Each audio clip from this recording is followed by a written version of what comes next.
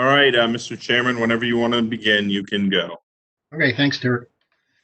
Good evening, folks, and welcome to the April 27th, 2020 meeting of the Goffstown Select Board. I'm going to call the meeting to order and begin with the Pledge of Allegiance. There is a small American flag over my left shoulder, so I'll start with the pledge. I pledge allegiance to the flag of the United States of America and to the republic for which it stands, one nation, under God, indivisible, with liberty and justice for all. Now I'm going to move into the roll call. If you could just, when I state your name, just verify that you're here and that you're the only person in the room on the call, that would be great. I'm Collis Adams, Chairman. I am present, and there is no one in the room with me. Vice Chair Kelly Boyer. Kelly Boyer, no one else is in the room with me. Hi, Kelly. Peter Georgiantis. I haven't seen Peter. Is No he one's on? in the room with me. You're there. Okay, thanks, Pete. Mark Want me to LeMay. wave? Yeah, I'll wave to you. Okay, I see you. Mark LeMay. Yep, Mark LeMay here. Nobody with me. Thank you. Who else am I missing here? Oh, Chet, how are you there? Chet Bowen here, the only person in the room. Okay, thank you. And who did I miss? I guess that's everybody, right? Yeah, myself. Okay, I built some preliminary business to take care of before we get into the actual agenda. This is relative to the right to know law meeting checklist. As chair of the Goffstown Select Board, due to the COVID-19 outbreak and in accordance with Governor Sununu's emergency order number 12, pursuant to Executive Order 2020-04, this board is authorized to meet electronically. Please note that there is no physical location to observe and listen contemporaneously to the meeting, which was authorized pursuant to the governor's emergency order. However, in accordance with the emergency order, this is to confirm that we are doing the following. A, providing public access to the meeting by telephone with additional access possibilities by video or other electronic means. The town is utilizing the WebEx platform for this electronic meeting. The public has access to contemporaneously listen and, if necessary, participate in this meeting through dialing the following telephone number: area code 603-766-5646, and using the participant code 785645, followed by the pound sign. Again, that code is 785645, followed by the pound sign. B, providing public notice of the necessary information for accessing the meeting. The town previously gave notice to the public of how to access the meeting using the available telephone number with a posted agenda. Item C, providing a mechanism for the public to alert the public body during the meeting if there are problems with access. If anybody has a problem with telephone access, please call area code 603-384-3624, and we'll try and assist you with your problem. D, adjourning the meeting if the public is unable to access the meeting. In the event the public is unable to access the meeting, I will adjourn the meeting and have it rescheduled at that time. Please note that all votes that are taken during this meeting shall be done by roll call vote. We've already done the roll call attendance vote. So we'll now get into the agenda. First on the agenda is public comment. Is there any public that wants to comment? Derek, do you have anybody you see that would like to comment? I do not have anyone that is called into the telephone line for public comment. Okay, for those who are listening, there will be a second opportunity towards the end of the meeting for public comment if you'd like to comment at that time. The next item of business is the acceptance and correction of the minutes from April 13th, 2020. There are two sets of minutes, the public and non-public minutes. Make a motion that we accept the minutes as presented from 4/13, public and non-public. Thank you. Second, And the motion by Peter. Who's the second by? Kelly. Thank you, Kelly. So I'll call the roll. I vote yes. Kelly, Yes. Peter, Yes. Mark, Yes. and Chet. Yes. Motion passes and the minutes are accepted as presented. Next on the agenda are announcements. I do not have any announcements that have been presented to me. Are there members of the board who have announcements they'd like to share?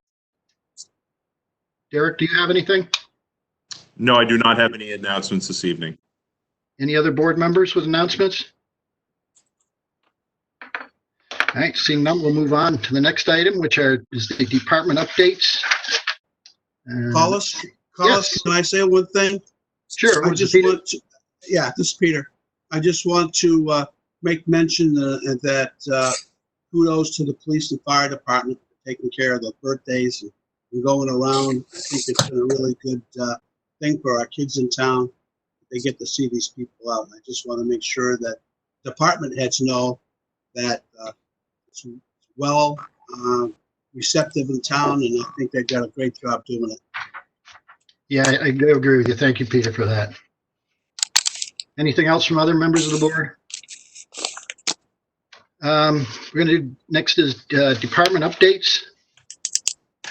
Derek, how do you want to step through this? Do you have, let's see. Do you want to start with the fire chief and emergency management director?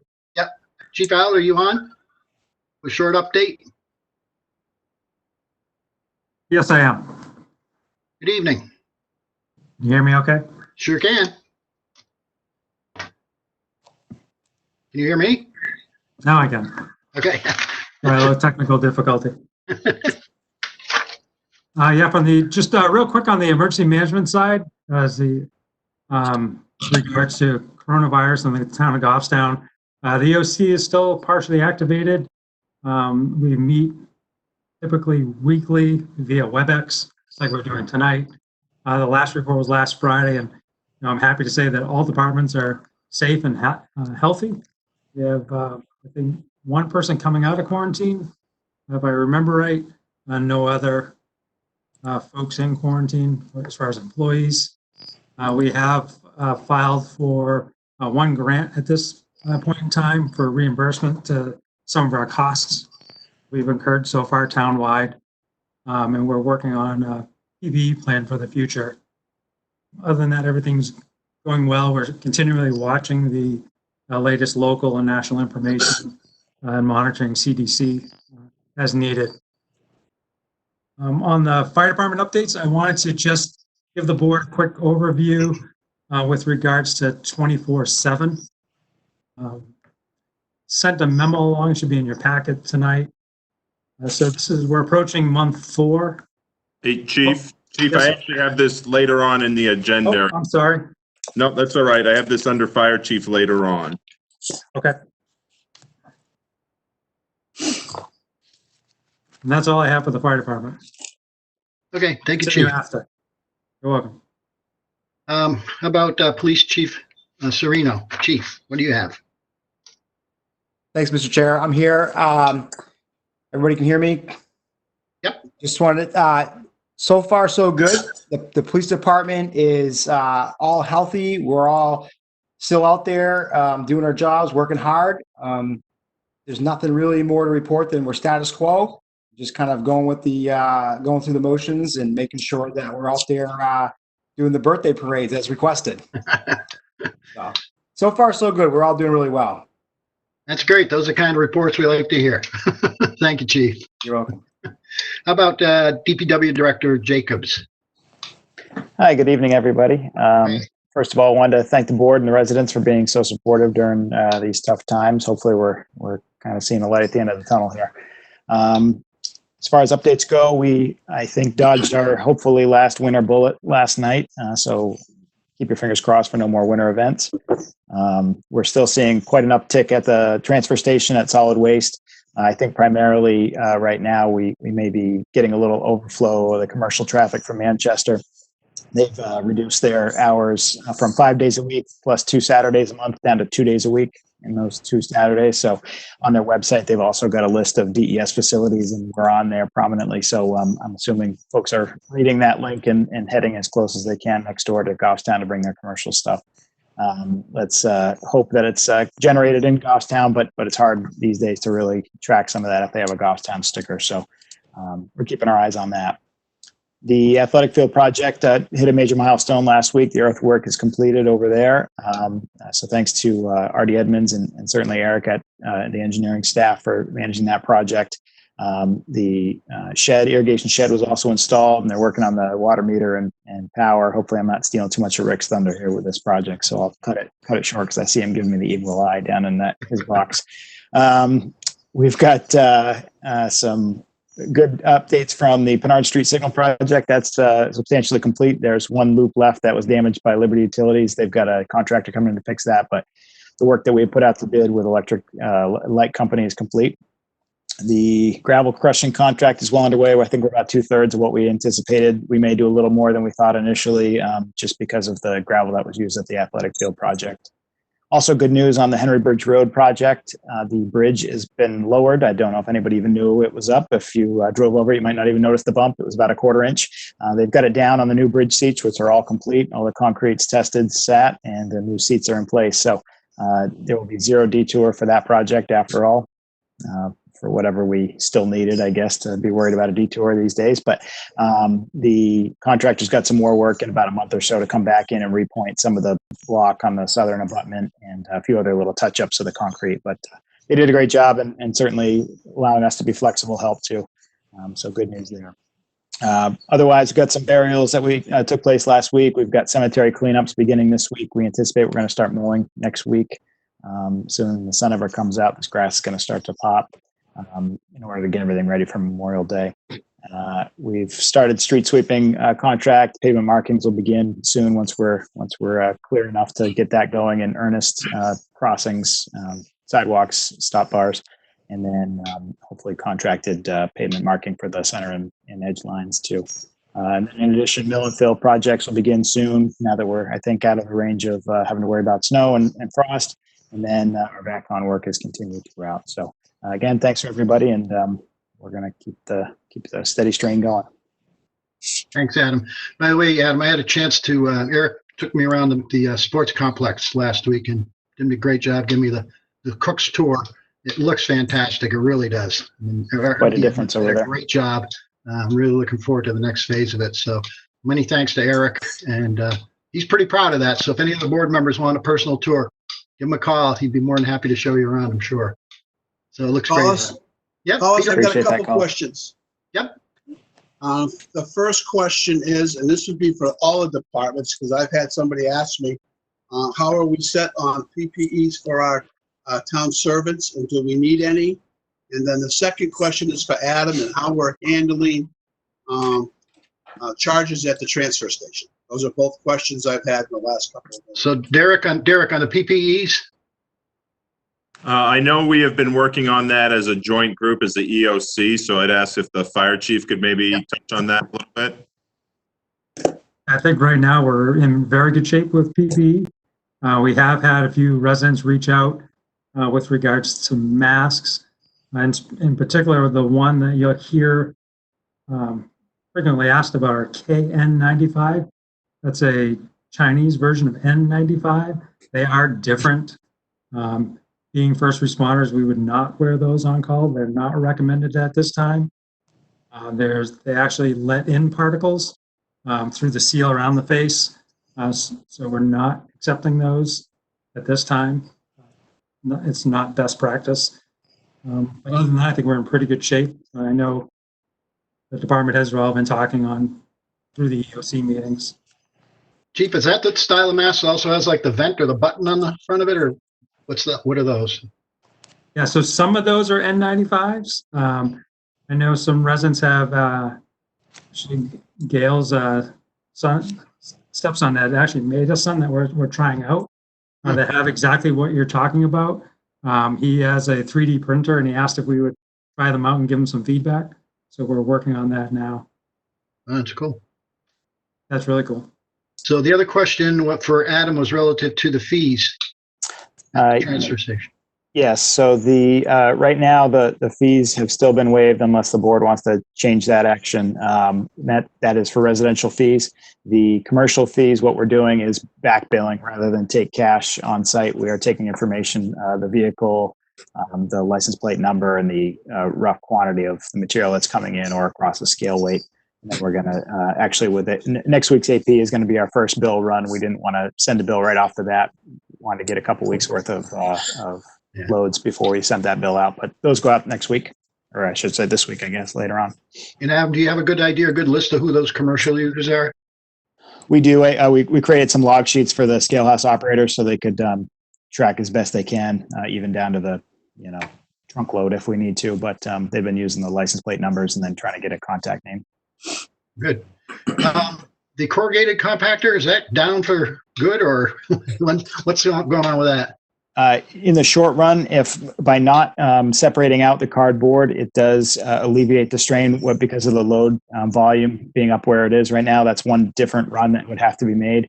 So we've added that to the single stream load, which doesn't appreciably change our revenue much, but it does take one less physical thing to happen. Somebody's got to go down and operate the compactor, and then if somebody goes and throws boxes in, pushes the buttons, it alleviates that need. But it also more on the long haul trucker, we felt it was just makes sense during this time period, one less different place to have to drive.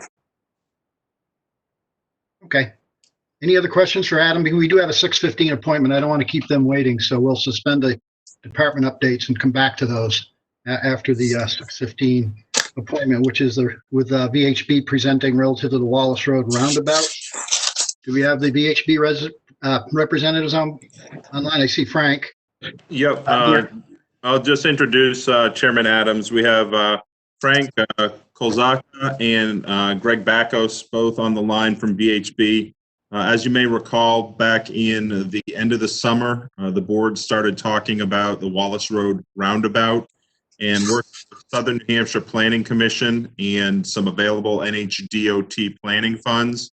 The Southern New Hampshire Planning contracted with VHB to look at some of the information we had about the roundabout, some of the data we had, and they've come up with some solutions that they will present to you this evening. So for board members, this is tab 6. There are some small scale pull-up plans that I'm sure they're going to refer to so you know what we're looking at. Well, there was a packet in our mailboxes that had the whole deal, and I think we should probably all have that, right? It wasn't in mine. It was a separate bound which had the entire technical memo that went through the entire. It had the short-term and long-term improvements that are in the board's packet. Yeah. So those are in your mailboxes. Those have also been posted on the website in the same places where the select board packet is. I did pick up mine. Yeah. So Yeah, if I there's did see anyone those. watching I did see them. online, I did see them online. Okay, well, are we ready for the presentation? yeah, Frank, you want to take it away? So what I did was I pulled together just a quick PowerPoint, probably a dozen slides that go into the packet that you have. And I can go in and kind of describe everything. Let me That'd be great. just, Yeah, that would be very Yes. good, Frank. okay. That way you have questions or something. All right. Let me know if you can see it. Yes. Okay. All right. Okay. So, like Derek said, that we had the study area, which is the roundabout that we're looking at. Basically, what I'm just going to go through is a little of the background of the roundabout, and then describe some of the short-term improvements that we identified. Also, potential long-term improvements, and then at the end, conclusion basically. If you have questions, and as I go through this, if questions come up, I will stop at the end of the short term if there's questions about that, and then I'll stop at the end of the long term. That way, it's easier to answer if something pops up. So with that, existing condition you'll see here is the roundabout that back in 2006. Traffic study was done to evaluate the original intersection, which was a T intersection. And the idea was to develop this roundabout. The circular, and let me ask, can you guys see my pointer? Yes. Okay, so the inscribed diameter here is only 95 feet. That's, kind of a minimum in New Hampshire nowadays out of all the roundabouts. It was originally designed for a WB50 truck, which is, wheelbase separation is 50 feet. The current standard is WB67. So we're talking about a 16-foot longer truck. And South Mass Road, New Hampshire 114 is a state road, and per DOT requirements, they require nowadays, they would like to see everything to be a WB 67 accommodated on their state routes.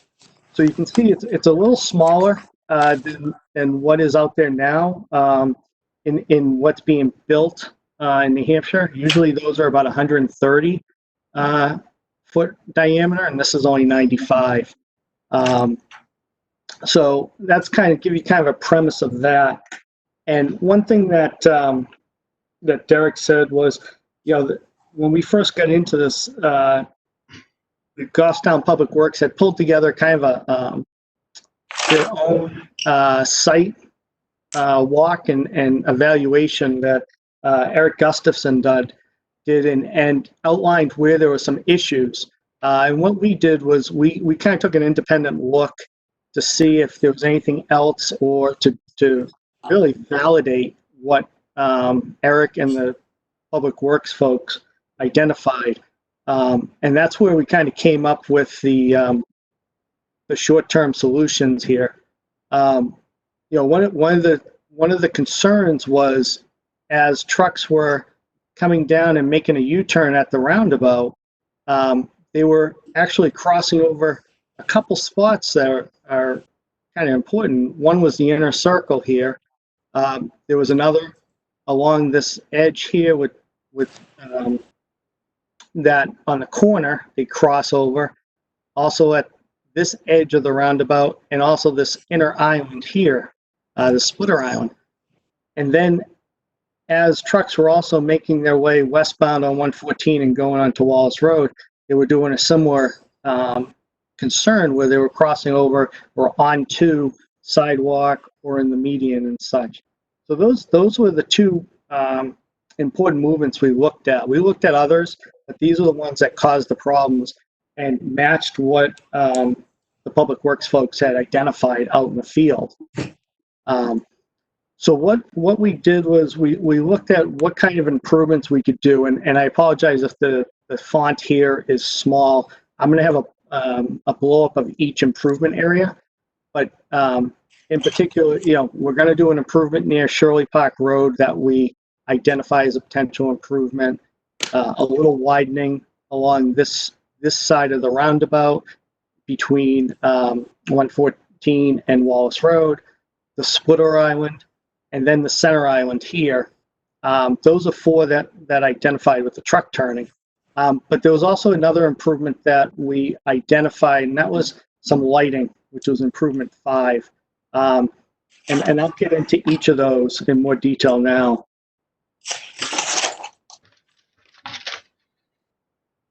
The truck turning before, when you had the vehicles and they were trying to make their turn and stay in, they were crossing over and sometimes even getting onto the sidewalk here. So what we looked at was maintaining the I guess path of the vehicles for passenger or SU vehicles, which is like dump trucks, etc., but provide the cobblestone similar to what is out there today in the as you make your turn from Wallace Road to go eastbound on 114. The idea is that still keeps the driver in a certain width here, so they don't feel like the opening is wider. But we just push the curb back so that trucks won't be crossing over it and providing the sidewalk back farther. That way, it's a safety concern, of course. But with that, the two differences is, of course, we're going to get into some of the existing trees that are out here, so those will be impacted. And then some existing street signage that may be impacted on the corner. But one thing this doesn't do is we're not impacting the crosswalks. So those crosswalks will stay where they are. We didn't want to get into that, and this improvement will allow for that as well. So it's just basically pushing the curb line out, adding some cobble so that the trucks can get their path through the WB 67. Improvement 2, similarly, they go outside the curb. This is 114 Wallace Road, just a little bit over, but enough that it's deteriorating the curb. So what we did was we pushed the curb line back to accommodate the turning movement, but we kept the cobblestone, and the shape of it is to keep the consistent width for the circulating roadway here, so that it still gives the appearance that it's continuous. Similar to, basically, it just adds on to what's out there now, and this will provide the width needed for the turning movement. And then one other thing we did was we also outlined, there's a lot of shrubbery and trees in this area that you probably want to do some clearing or some trimming at a minimum to the right of way, just to give a little bit better sight line for vehicles either coming up from eastbound 114, coming eastbound, or vehicles coming up Wallace Road, just so they can have that sight line across. Sometimes that gets hindered by the vegetation.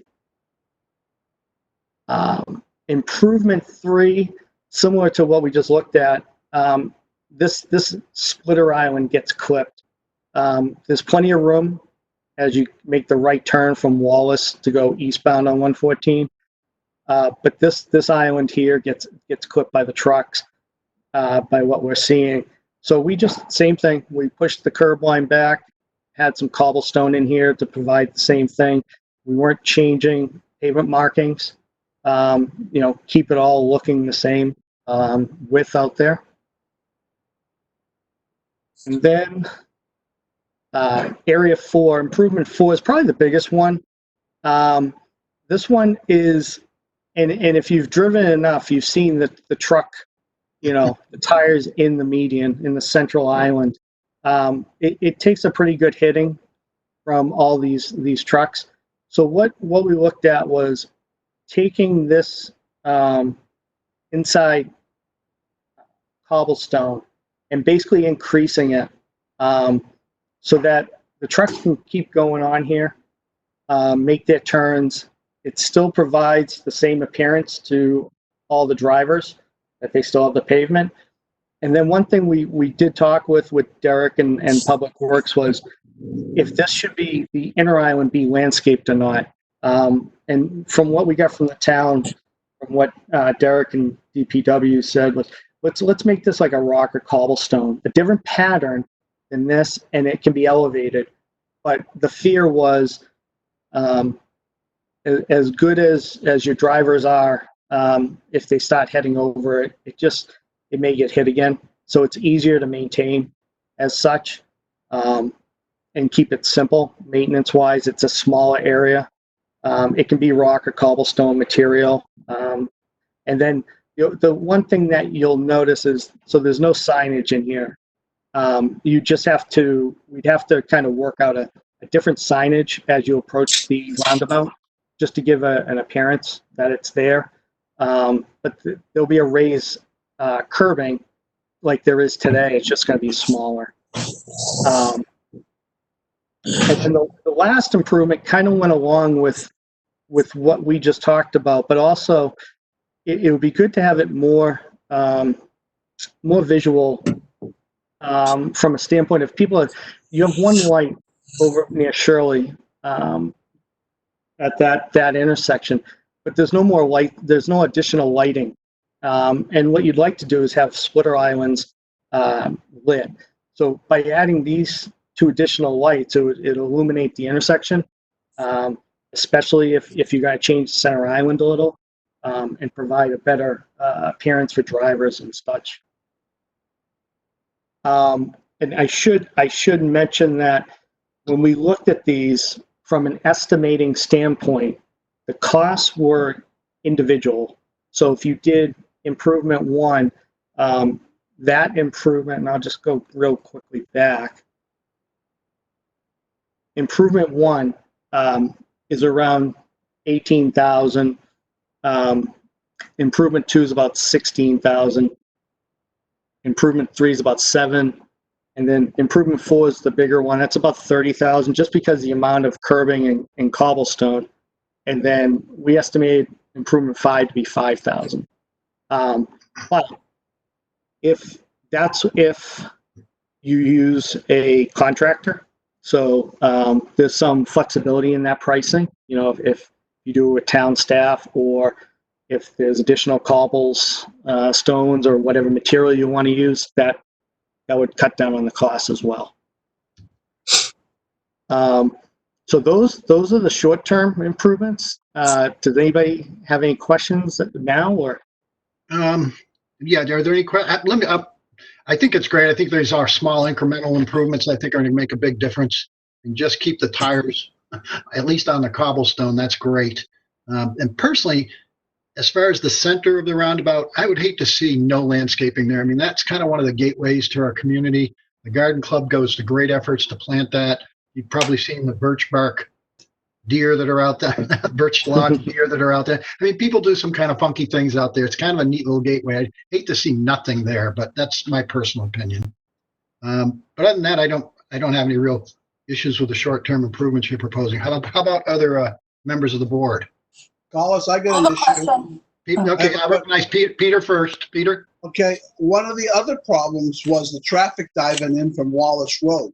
There's nothing here that helps us with that issue. And the traffic diving in from Wallace Road backs up the traffic on Mass Road. I still think we need to do something with that particular issue. Now, as far as the landscaping, yeah, it would be nice, but it's costing us money at this point to go out there and fix the landscaping. And I know the Garden Club does it, but we're also going out there replacing signs, things like that. So yeah, that's but two different issues. Most of the signs that we're replacing are in the areas that they're going to cobble now. Yeah, I'm talking about that dark center portion of the egg That yolk. little dark section there. I know what you're talking about. Yep.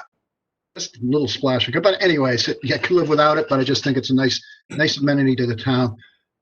Did you have other questions, I agree. Peter? I heard somebody else want to I chime do. in. Well, my question is that they did nothing to address the traffic diving into Wallace. Is that correct? Yeah, and I suspect that's because we're trying to keep the cost down on these short-term improvements, because I think that's going to add significant costs. Am I right, Frank?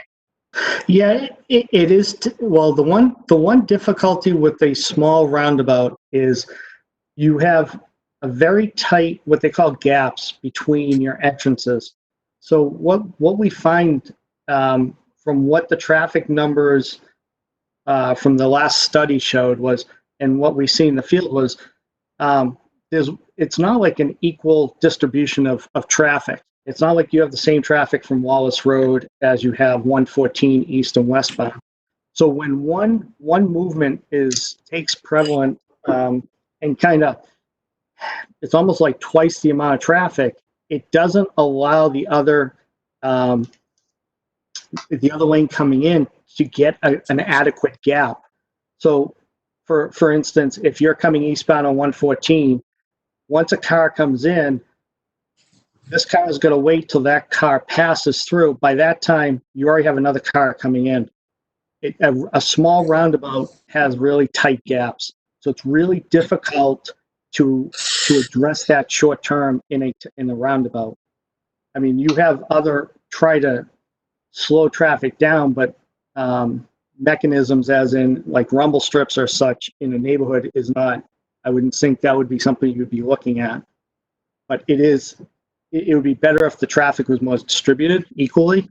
That's the problem you're running into at this location. Yeah, that's a problem that's inherent with these small roundabouts, is you don't get the platooning and therefore the gapping that allows traffic to come in, but that's inherent with these small roundabouts. You know what? So we aren't talking over each other. I'm going to go around to each of the board members for their initial comments, and I'll come back for follow-ups. So Kelly, I'm going to go to you next. Do you want to have questions? Thank you. I just had a question. Does any of these changes impact the residential property around them? No, The only thing would be, let me go back to the larger scale drawing, just so you have it. We have the right of way here in dashed line. That's basically what we got.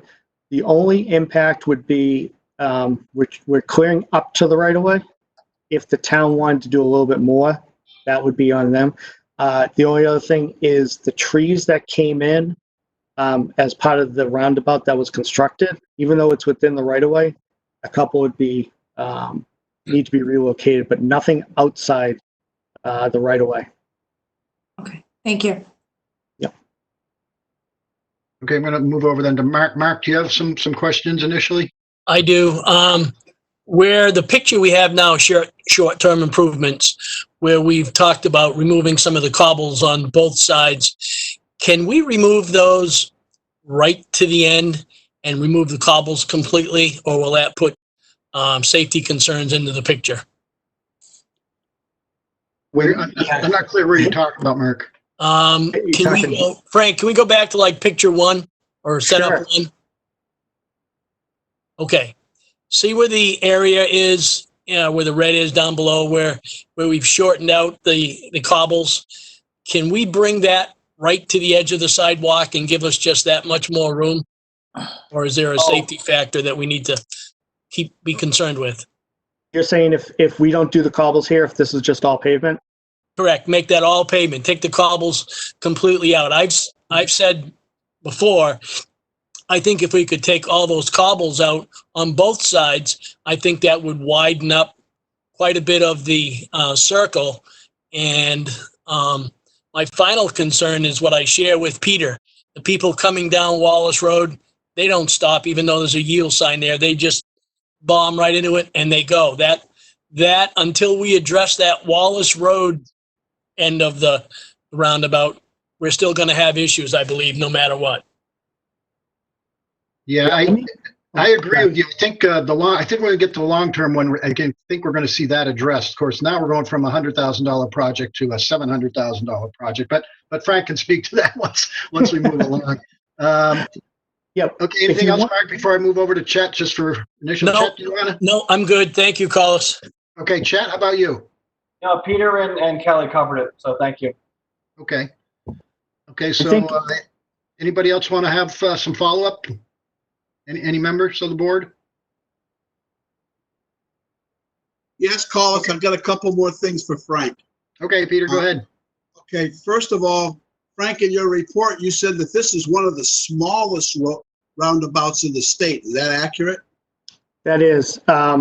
DOT published a list of all the current roundabouts in the state, and most of them are at least 100 feet, if not more. And we're at what, 92 you said, or 95? 95. You know, nowadays it's about 130 on average for that diameter. That is in the back end of the report. I added that list as well. That's how I got the information, because I read that report.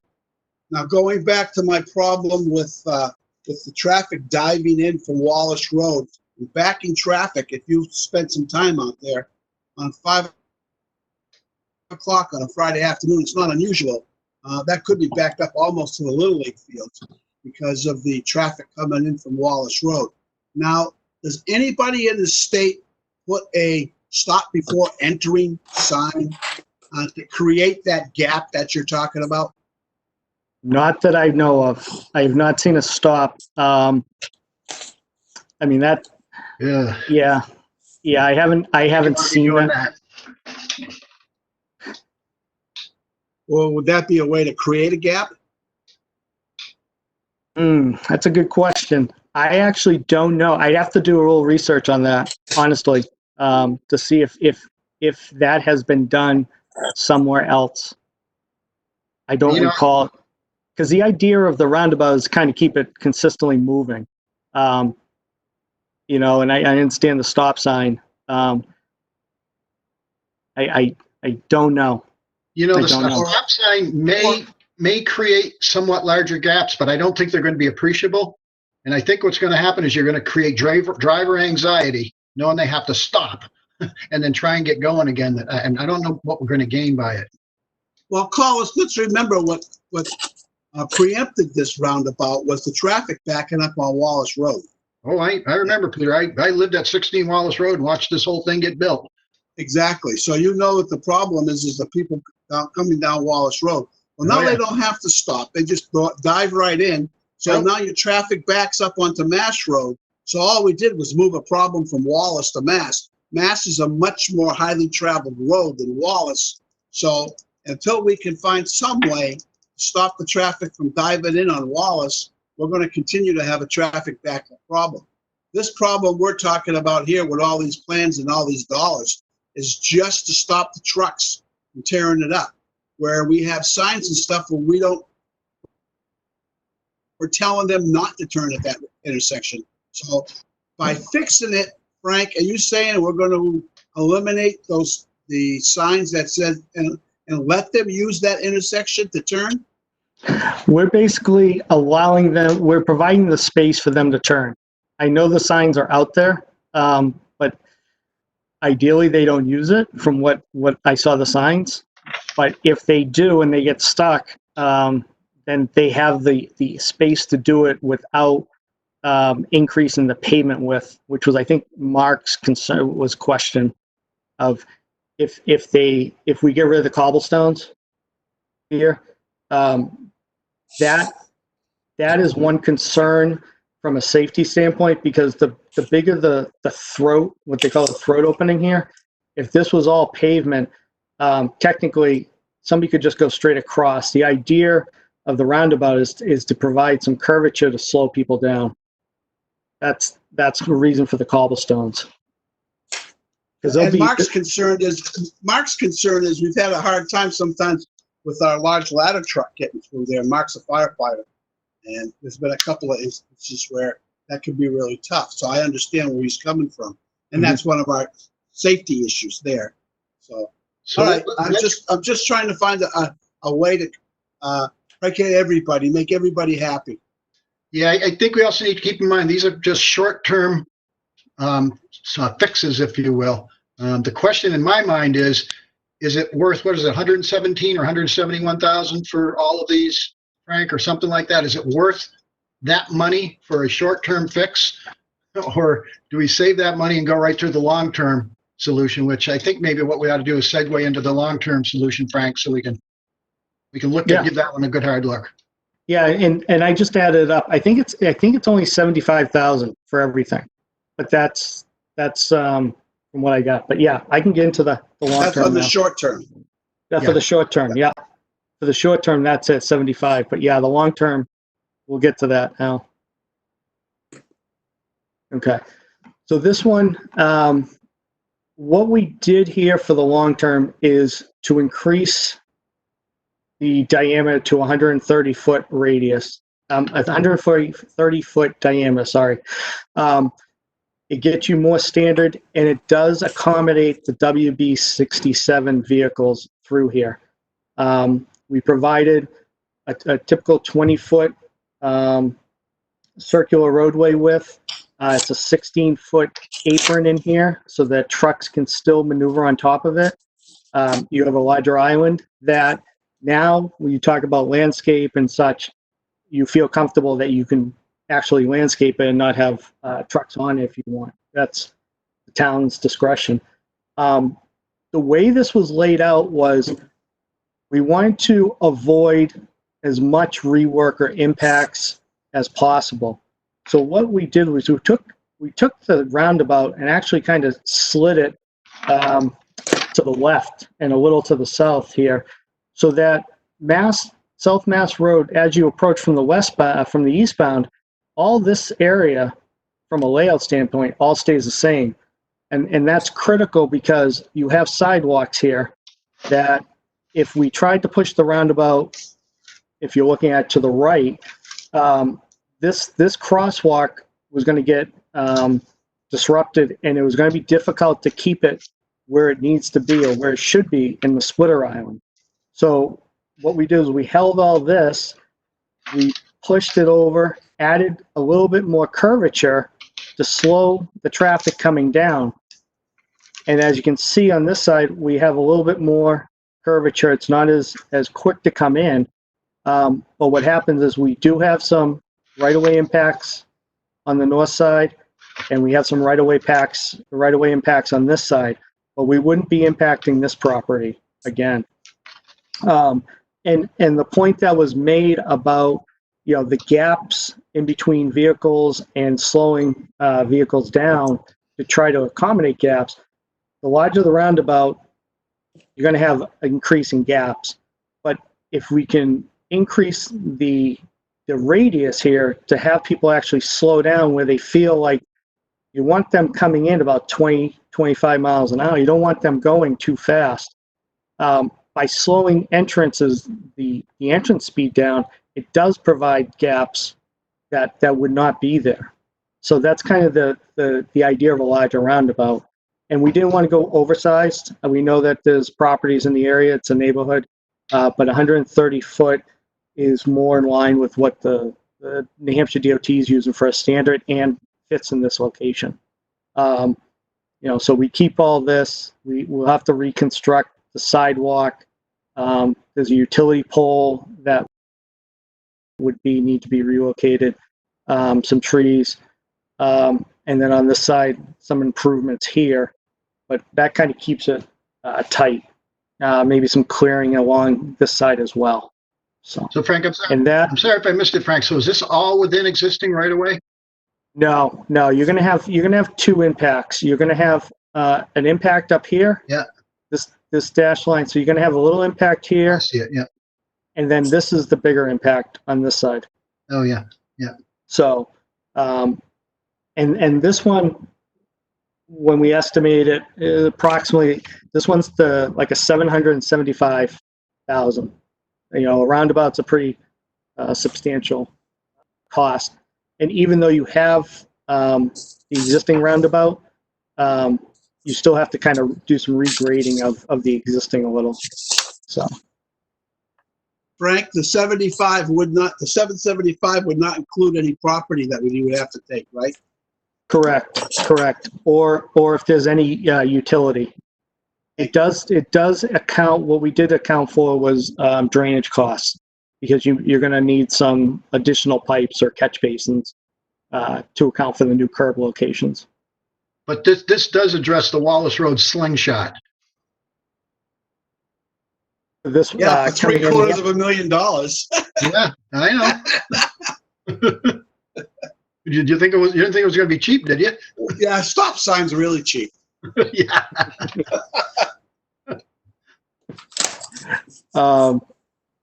Yeah, so the only other thing I have is the long-term improvement that was looked at back in the 2006 study. If you want me to go to that, or if you want to answer questions on this.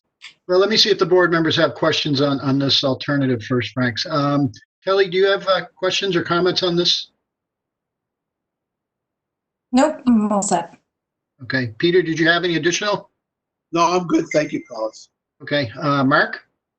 I like the idea of this long-term roundabout, but I don't like the price of it. The price of it, we'd have to definitely work on before something would happen. Yeah.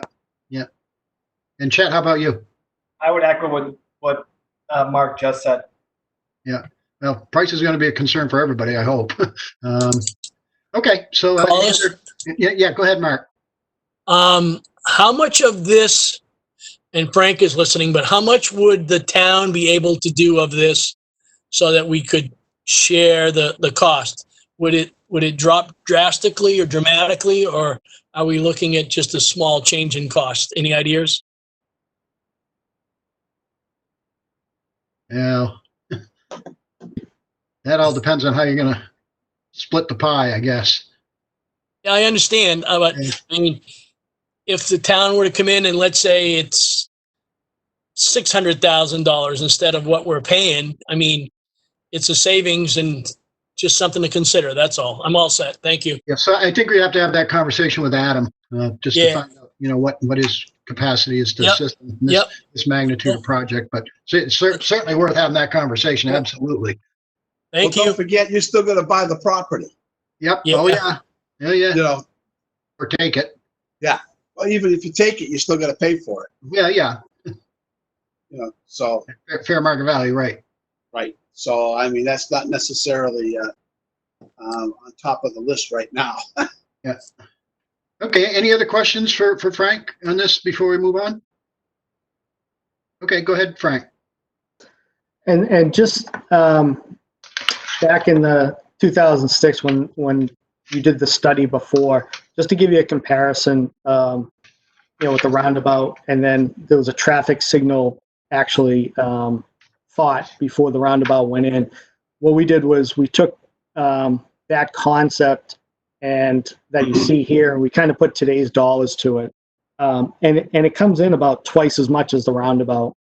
With adding a signal, with all the roadway widening, it impacts there, and just so that you have a full picture, and it also has, when we added the numbers, I mean, it's probably another, I think, 14 or 15 right-of-way impacts, and you also have utilities that you have to, utility poles to be concerned with. So just to complete the picture, so you know, even though the roundabout is expensive, it's still half the cost of, a signal being put in here, because you're going to have left turn lanes, et cetera. So that Yeah, was this would kind have of it. significant property acquisition, right? Exactly. The bigger roundabout was sort of fringe stuff, sort of, the little nicking here and a trimming here of the additional right-of-way acquisition. This one has significant property acquisition, doesn't it? Yeah, it has takes and easements. I mean, it's tough to really identify it. We didn't look into it. We just took the concept and put it to today's dollars to give you that comparison, and just so you can know. So, and that's all I have for that. Okay. Any questions or comments from board members on the overall presentation? I will say thank you very much. Good job, Frank. Thank you. I appreciate it. It was really great to work with the town. I'll admit that. It was easy to get information and stuff. So I thank Derek and the DPW group. Kelly, you all set, Kelly? All set, unless we're going to talk about next steps now. Well, I just want to make sure everybody's had an opportunity to finish with their questions or comments. Mark, you're all set. Peter, you all set? Yeah, I'm all set, Collis. And Chet, you okay? I am, thank you. Okay, great. Yeah, thank you very much, Frank. It was a great presentation. I think it brings it into clear view.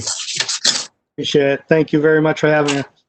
Okay, so yeah, thanks for coming in, Frank. We really appreciate it and really appreciate the presentation tonight. We can continue this discussion. We've got another appointment on our agenda, so I want to get to that. We're a little bit over. So Dave Pierce still? Hey, Dave, you there?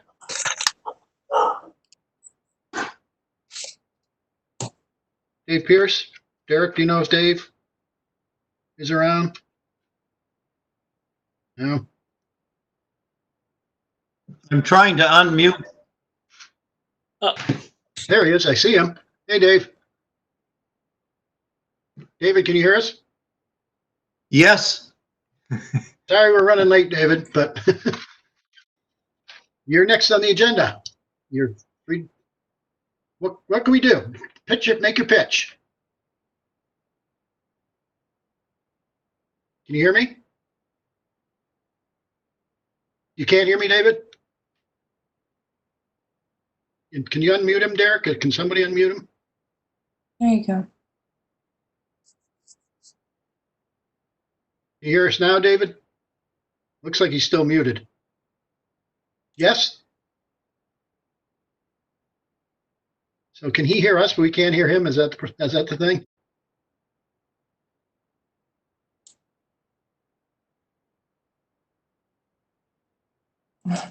Looks like he's going to try an alternative technology. Derek, can you hear me?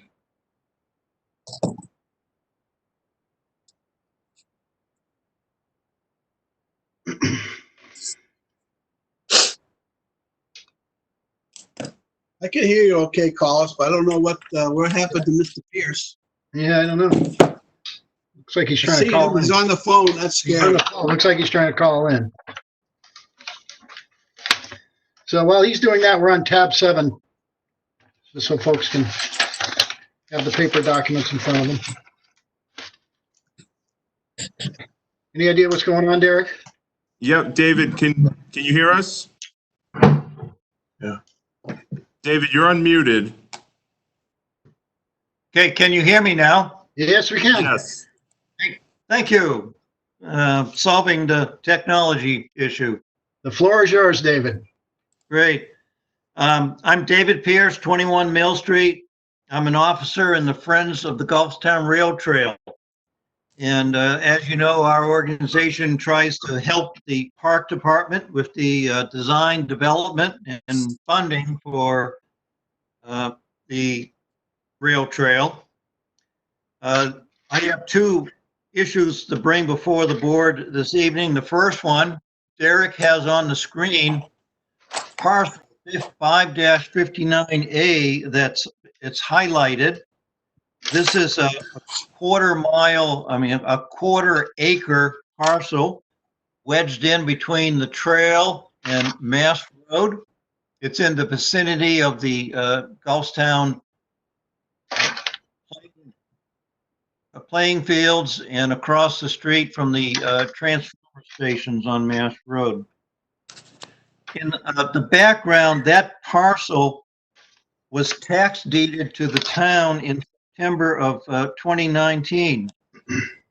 During the approval of tax deeding, there was no discussion at the board as to which department might have responsibility for this quarter acre of land or for what function it would serve the town.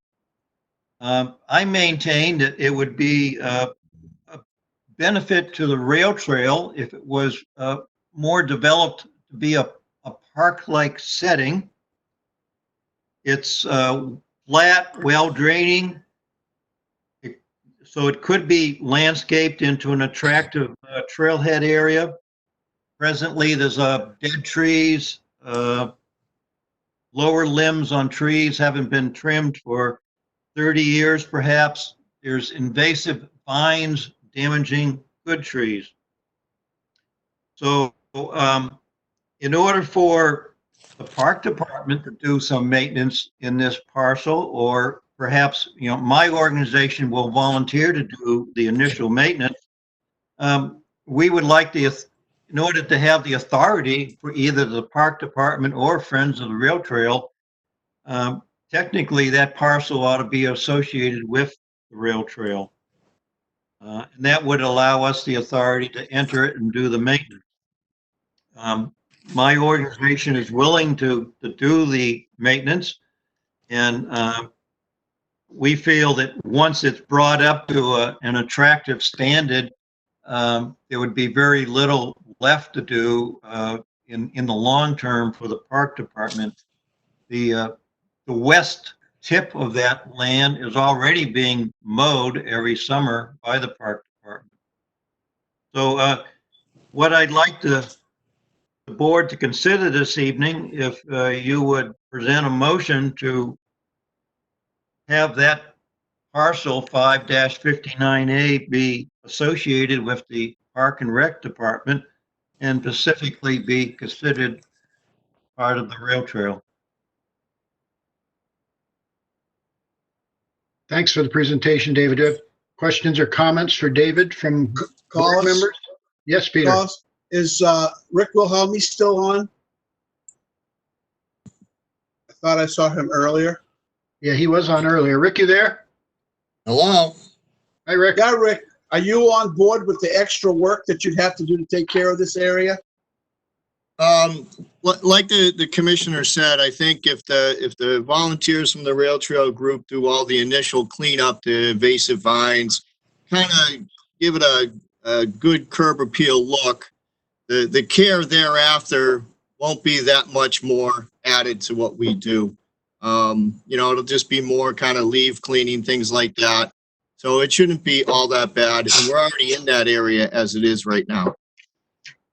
So you're on board with that's Rick. Correct. Yes. Okay. Other board members? Questions for either David or Rick? Kelly? Mark? Nope, I'm all set. Thank you. Okay, No, Mark? I'm all set. Chet? Just, All set, thanks. Okay, thank you. Collis, do we need a motion? Go ahead. You need a motion? Yeah, sure, I'd love one. Or do we have to have any public hearings or anything, or just the motion's gonna be fine? No, I think it's just a motion needed. All right, I'll make a motion that we turn that piece of property over to the town accepts that piece of property. And then the DPW, after the initial cleanup by the Friends of the Goffstown Rail Trail, that Parks and Recs take over the maintenance. Second. Okay, so there's a motion by Peter, and a second by, was it Chet? Yep. Okay, by Chet. I'll take the roll call. My vote is yay. Kelly? Yes. Peter? Yes, Mark? yes, sir. And Chet? Yes. So it's unanimous, all in favor. The motion passes 5-0. Thank you, David. You had another? Yes, I do. Okay, The second item, the background on this one is a project that we would like to accomplish this summer. Unfortunately, the Friends of the Rail Trail applied for a $50,000 grant that would result in a half-mile trail being built this summer. Unfortunately, the grant was not awarded to our organization, and the view graph you have on the screen now, that half mile would have been the sections that are labeled 6 and 7. Those are the sections that are sandwiched in between the county property.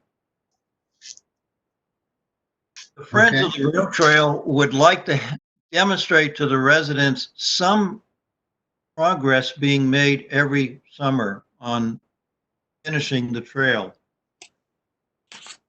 And in order to, because we failed to get a grant, but we do have some money in our checking account that we could put towards a project. I propose this evening what you see on the chart, section 9, which is 450 feet at the Manchester boundary line. This is a corridor of land that, even though it's in Manchester, technically it's been deeded to the town. I would offer that the same type of project that was to be done for a half mile, and that concept was that the Friends of the Rail Trail would have contracted for all the material and any rental equipment. Public Works would have hauled the knit pack, spread the knit pack and compact it. Well, I propose that it would be a one-day project, perhaps less, under the same concept, that my organization would provide the knit pack and loam for this 450 feet. It's already been pretty well graded. We did that 3 years ago because of the marathons running through that section. So I would appreciate if the board would consider allowing Public Works to help spread and compact 450 feet of knit pack for that particular section. And that would be another section that I can check off on my to-do list for development of the trail. This So would the be a ask- project. go ahead. This could be a project that could be done at the convenience of Public Works. There's no time schedule. I only would be appreciated if it could be done sometime this construction season. I estimate it would be, my organization would probably spend anywhere between $1,800 and $2,000 to provide the material and the rental equipment. Thank you. So David, do I understand the ask is that Friends of the Goffstown Rail Trail would buy the materials, and you're asking for town forces to be used to spread it and compact it and place it? Is that right? Is that concise? That's exactly the type of project that I'd like to work with, a partnership with the town. Is Adam on? Adam, are you still on? Adam? I am. Can you hear me? Yeah. You're Yes. fast, Adam. I concur with David's assessment. It's probably a 1 day, maybe a day and a half tops. There's good access there. I think if it's at our schedule, that's great. I think probably if we had our druthers, it'd be a beginning of season or end of season project one way or another before we really gear up on other road projects. That'd be a good one to knock out. So it's something your forces could take on without jeopardizing other DPW projects or I think especially since we had rogered up apparently for a bigger project, we'll take that one as a little bit of a win if it's only 450 feet.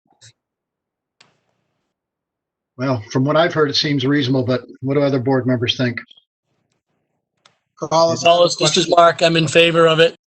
Okay, you want to make a motion, Mark? Sure, I I'll have make a a couple motion. of questions. Well, wait a minute. Yeah, let's make a motion. I'll ask questions. Yep, sure. All right. Go ahead, Mark.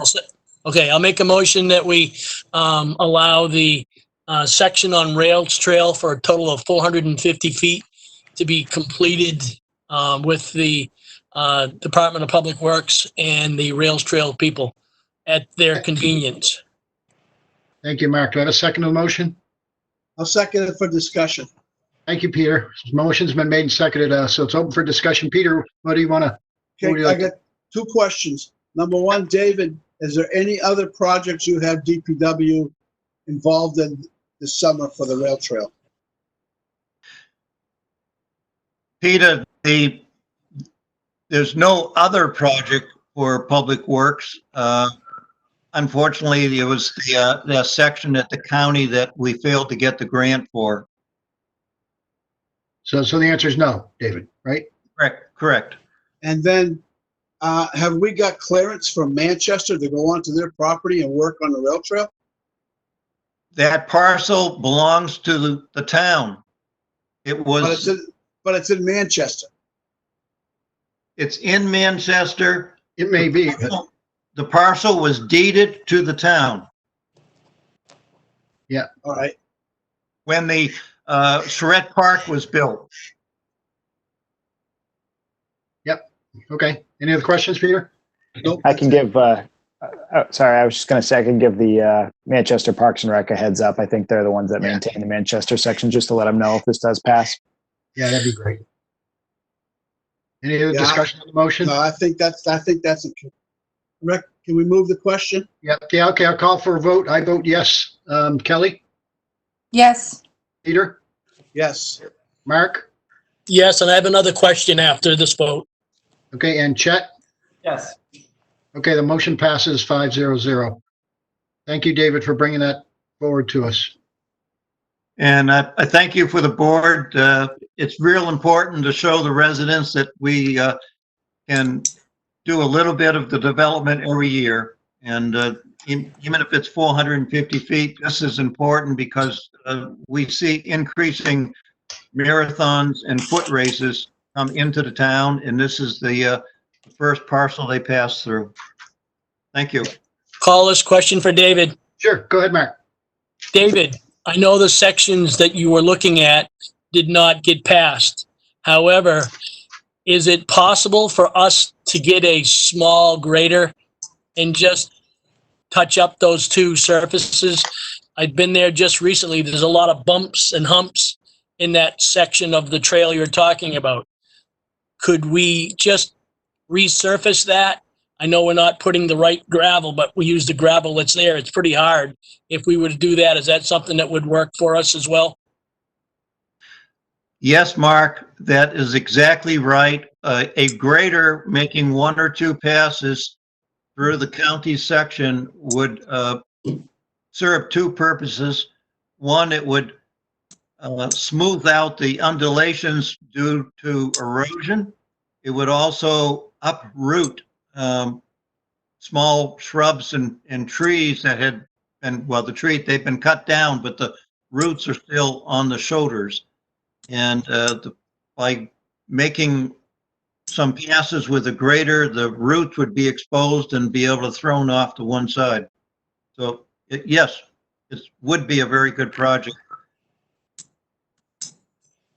Okay, you all set, Mark? Yeah, I'm good. I'm just wondering if that's something that we could do. Well, you'd have to talk with Public Works. We would certainly be very appreciative if that would be done. Yep, I'll talk to Collis, and then I'll talk to the Public Works Director after. That's essentially what I did with this 450 feet 3 years ago. We hired a local contractor to bulldoze the 450 feet to remove all the small undulations on the surface. Thank you, David. Thank you. Yes, thank you, David. Thank you very much. I'm Okay, signing let's off. let's move along the agenda. I want to go back to the department updates. We didn't complete that. We did hear from police, fire and EOC, and Adam, DPW. Rick, how about Parks and Rec? Sure, Parks and Rec. I'll start programmatically speaking. It's official that our lacrosse season was ended early, didn't even start. So we had to refund all our registrants, their registration fees.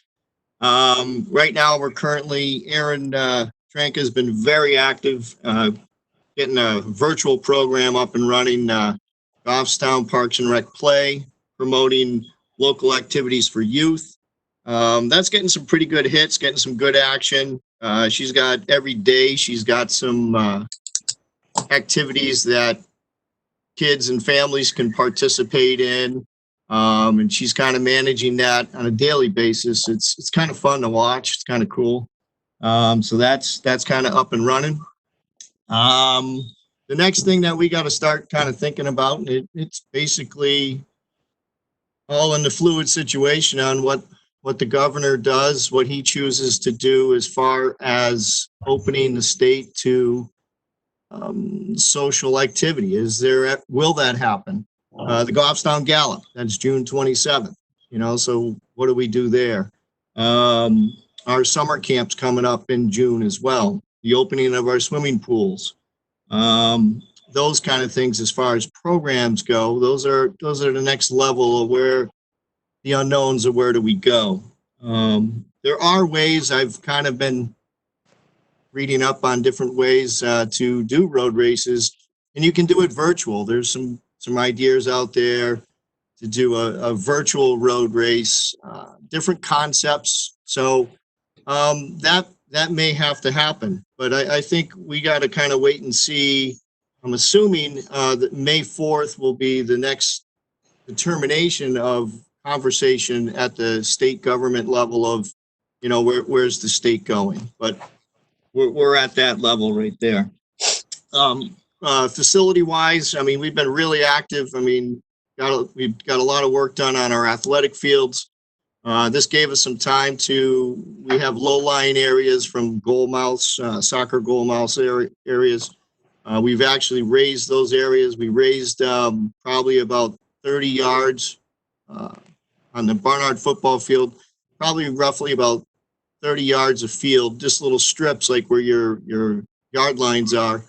That was all concave, so we brought all that up. We seeded everything. Now you just got to wait for some warm temperature to see if seed grows. That's moving along really well. The sports complex, I echo everything you guys have said. Adam has said, Eric Gustafson, he's an outstanding man. He's done a lot of work, and I'll tell you, he takes an awful lot of pride in that field out there, and it shows. It really does.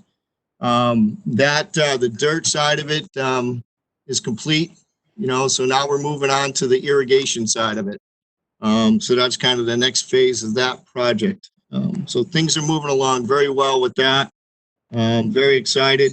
Just hope that we get some warmer temperatures so that grass can grow, because if it doesn't start growing and we keep getting all the rain, then we're going to have little washouts here and there, and we'll have to deal with those little washouts. But that's Mother Nature. As far as us as staff, the three of us are doing just fine. We're all healthy on this end, and we're still doing what we have to do to keep moving forward. Great, thanks for the update, Rick. Board members have questions for Rick? Yeah, I do. Of course I do. Rick, how are we making out with the playgrounds being closed? Have we had any I saw over the weekend there was some issues up in Concord. Have we had any issues with people trying to use the playgrounds? I would say you absolutely do, Peter. I put caution tape all around the playgrounds. I went around this past week and I got to put more caution tape up around the playground. People are people, you know, if they want to use it and ignore a sign, then they're going to do that. I don't know how else to say that, but you know, I don't know if it's a real problem. I mean, I'm not there every day, Pete, so I don't know. But I do know people are still using it, Peter. And I guess for the rest of the board members, is that an issue for us? And then Chief Serino, have you had to chase anybody down for your people? Is Eric on there? I don't see him. But I'm here. I to my knowledge, Peter, we haven't been chasing anybody down there. We haven't had the kind of interaction, to my knowledge, as Concord did the other day. I will tell you that people are, from my understanding, not going to the parks, but they're going to the schools now. So they're using these school playgrounds because the parks are closed. So we've seen that. But as Rick said, people are they're gonna do what they want to do.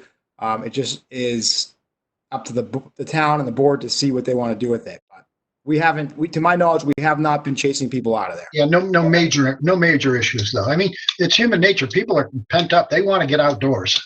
You know, and I don't know what you're going to be able to do about it other than hope it stays the way it is. I haven't gotten any calls or people voicing concerns, but We we'll have put the signs up, you know, we have the signs. This week, I'm actually going to go around and redo the signs because I think a lot of the signs have been weathered and they may not be readable at this point. So we'll go around and do that and kind of see where we go. The rail trail is getting a lot of use, so people know that that's one resource they can go to and maintain social distancing and all that stuff and still enjoy the outdoors and some form of recreation. And that's what we have to hope, is that people are responsible and respect others and follow social distancing. And that's what we got to really convey, is that's to keep moving forward with this. Let's all work together in social distancing. Yeah. So I think my point is we need to make sure we stay on top of the signage and the tape, just to Okay. say that we don't condone it, because that's not what we're supposed to be doing. And I think as a board, the select board needs to reiterate that we do not condone that. It's not something that you should be doing. And the only way to really do that without police enforcement, which nobody really wants to do, is make sure we got the signs and the tape up. Yep, I think if we at least do that, we've done our due diligence and done what we could to try and help with the problem. All right, thanks. Okay. Is Diane? I didn't see. is I have Diane something here? for Rick real quick. I'm sorry. I have something for Rick. Okay, go ahead, Kelly.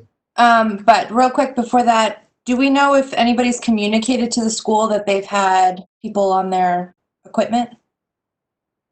You're asking me if I have no idea if anybody's communicated to them about that. Or Chief, do you happen to know? No.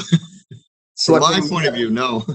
I believe Friday night the shift commander did reach out to the SAU, but I will confirm with the superintendent to let him know that we did have a couple of those situations over the weekend. Okay, great, thanks. And Rick, I just wanted to say kudos on the play program. I've seen some really positive feedback on that. Even some adults jumping in and getting all excited about it. So great job. Keep it up. It's been fun to watch people post their pictures and things like that. So I'm excited to see what's next for you guys. Thank you. Mm-hmm. Mr. Chair, I also have an update for the library. Oh, good. I was going to ask you that. Thanks, Kelly. So the staff is currently trying to figure out what to do for the summer programming, making adjustments to the plans that they had, similarly to Parks and Rec, just trying to figure out what's next and go with the flow the best that they can. They are doing tons of stuff on their YouTube channel for all ages. They're doing the children's programming as well as the adult and teen programming. So if you haven't been on their website, Facebook, or YouTube, please check that out. And they're also working on their phased reopening approach for when that time comes, so that they can deal with returns and things like that. It obviously adds a level of complication to everything. So they are doing well and keeping very busy trying to figure out what's next. Thank you, Kelly. You're Anybody have questions for Kelly relative to library operations? Any other town departments on board that I'm, Chairman, if I could just speak about Town Hall real quick. oh yeah, I'm sorry, Derek, sure. It's okay. So we just finished our second rotation. Again, we have staff working in the building every day on a week rotation. So we've been doing that for 4 weeks now. I think we've ironed out many of the kinks that were initially there with arranging for building inspections. We are still working to get our building inspector out there to do new construction and then work with homeowners or developers to get those inspections done. Our town clerk's office has been very busy working with residents to renew motor vehicles as well as do dog license renewals. The governor last week did extend the 20-day new plate through the end of May. So we will that will delay those coming in and give people a little bit of a ability to put those off. And finally, the finance department and Danielle have done a great job really working with the fire chief to get the Department of Justice grant in. And then we've been attending grant webinars for all the FEMA reimbursement and the other funding that's coming down. So we've been busy doing that. And we're starting to develop plans for the point when we can start to reopen to the public. Great. Thank you, Derek. Yeah, things seem to be going smoothly. I haven't heard any complaints. I mean, when I go down there, it's easy to get in and out. And I haven't heard anything on the streets. I don't know if any other board members have. So I think you're doing a pretty good job there, Derek. Thank you very much for you and the rest of your staff. One question. Go ahead, Question. Yep. What is going to trigger going back to opening town hall? I think my sense is from the governor's press conference this afternoon and some of the guidance that he gave last week, I anticipate he will make a decision and on the stay-at-home order. I think we're really going to look at what the governor is recommending for reopening and what he says later on in this week for that. And then at that point, I'd be meeting with the town clerk's office with land use and see what are those services that we currently are not providing or are having the most difficulty providing under the current circumstances, and see if we need to go to appointments for those difficult services, whether it's vehicle transfers, plate transfers, or some of the boat registrations, which can be complicated to be done through a Dropbox system. And then, but we'll really be looking at seeing what the governor says later on this week. All right, thank you. Any other board members have questions for Derek? Okay, thank you, Derek. All right, let's get back onto the agenda. We're actually down on item number 8, which is the police chief. Chief, you have an item relative to firearm purchases. Sure, I have 2 quick things. One of which, if we can do the CIP. As the board remembers, last year we budgeted through the CIP process to purchase, replace all of our current firearms in their inventory. So we're going to be replacing our sidearms, our shotguns, and our rifles. And, the twist we had this year was we usually go with Sig Sauer, who's our manufacturer here locally in Exeter, New Hampshire. They no longer sell directly to law enforcement, so we had to use a law enforcement vendor. Luckily for us, we have the vendor that we normally use, which is Atlantic Tactical. They are the state contract in New Hampshire and Massachusetts. So we have a quote from them to replace all of our firearms. In your packet, you'll see that Basically, I'm asking the board to just approve the release of the CIP funds in the amount of $57,356 to replace all of those firearms. So Chief, what trigger, I was gonna say triggered, bad pun. So what brought about that? Why aren't they doing that anymore? What changed? 6-hour? Yeah, I'm not really sure why they've done that. I don't know if it's because they couldn't take the volume of all the different agencies calling in there across the nation. And now Atlantic Tactical can basically they're a sales company as well. So they have New England, they have the southern tier of the United States, plus the West Coast. So it might be a little bit easier for them to process that. yeah. So this was it 84,000 you said? It was in the CIP?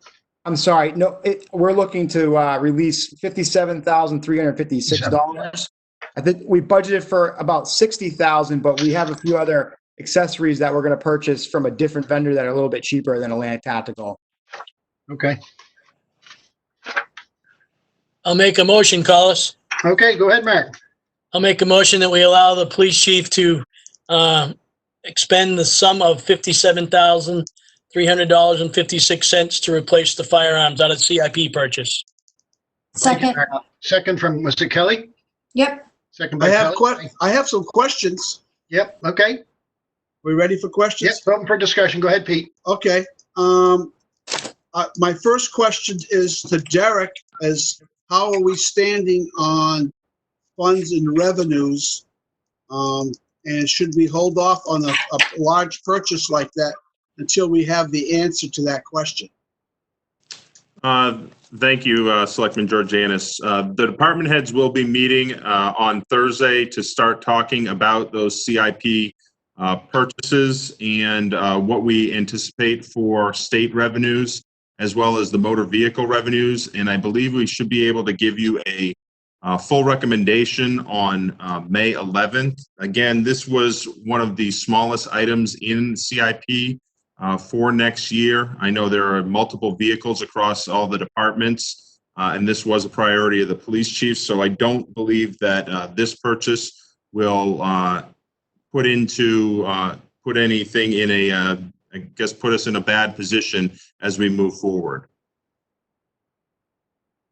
So you're anticipating that this 57,000 isn't going to affect what may come down as a CIP item down the road when we have to start looking at potential. And I don't know if we'll need to make any cuts, but you don't think this is enough to worry about?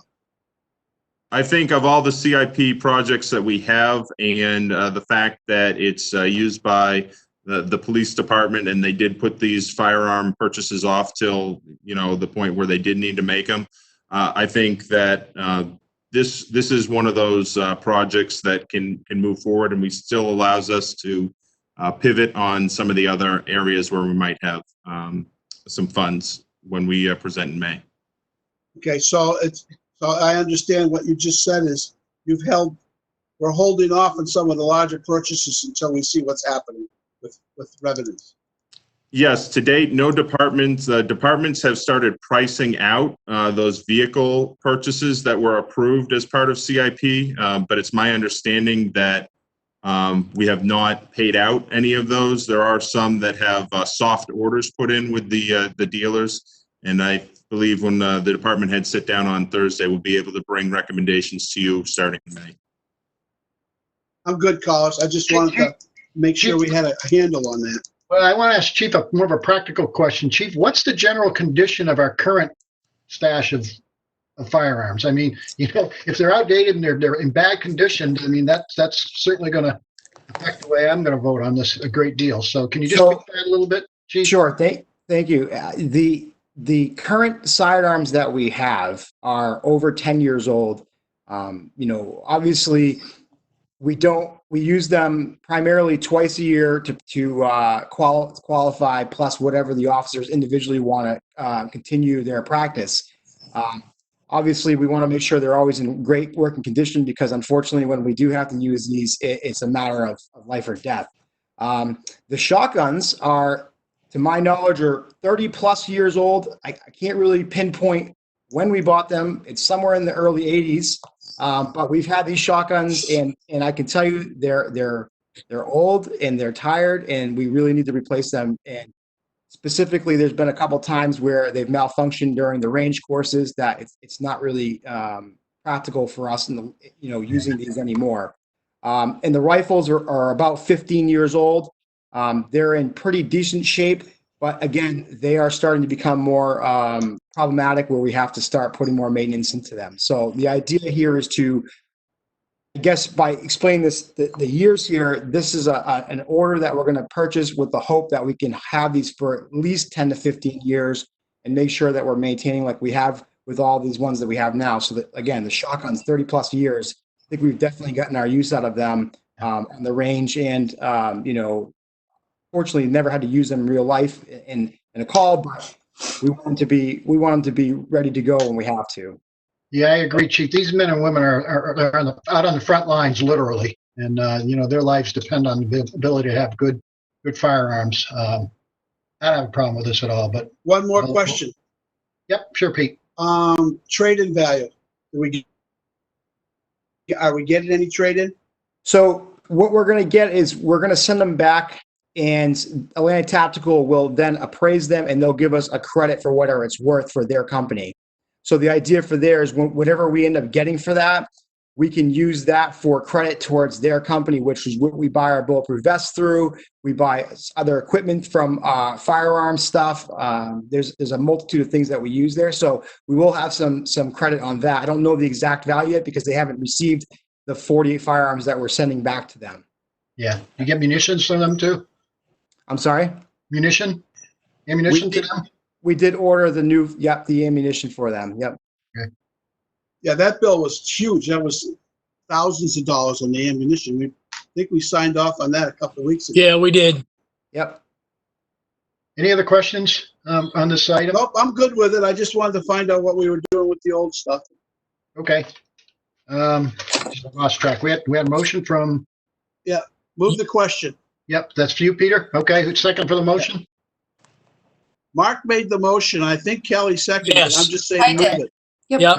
Thank you. Okay, then I'll call the roll. I vote yes. Kelly, Yes. Peter, Yes. Mark, Yes. and Chet. Yes. Great, thank you. The motion passes unanimously, 5-0-0. And the second item was the cell tower lease, Chief. Yes. In your package, you'll see a lease between the town and B&M or Boston Main Railroad. They've had a lease with us in our tower site for many years. They're just looking to renew it.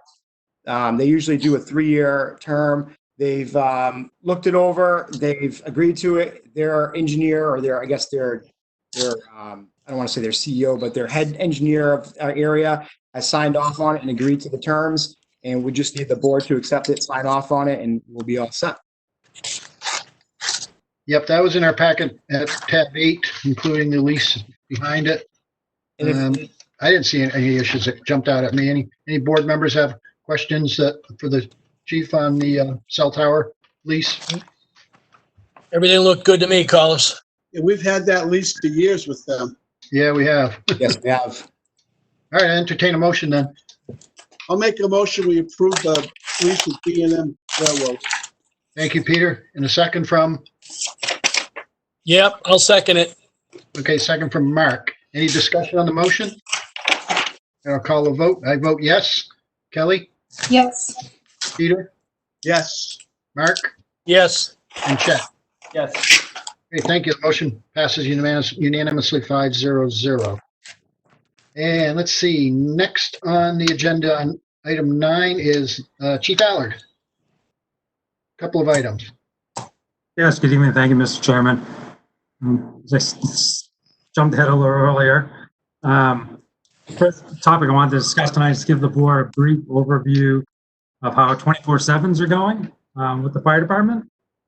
And just for some background, back in last July, the board agreed to allow the fire chief to reassemble the 24/7 work group.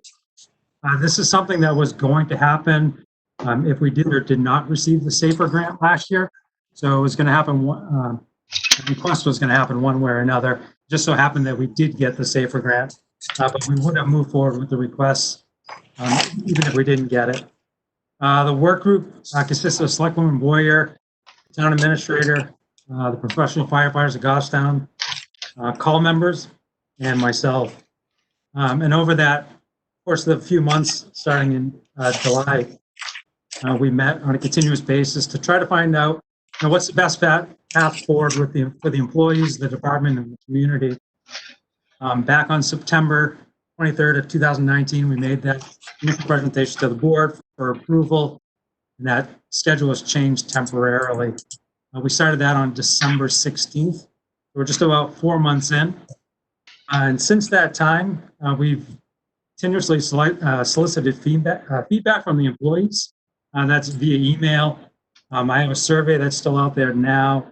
And then just in-person meetings, just to see how this whole transition is working for them. And all the feedback so far is positive.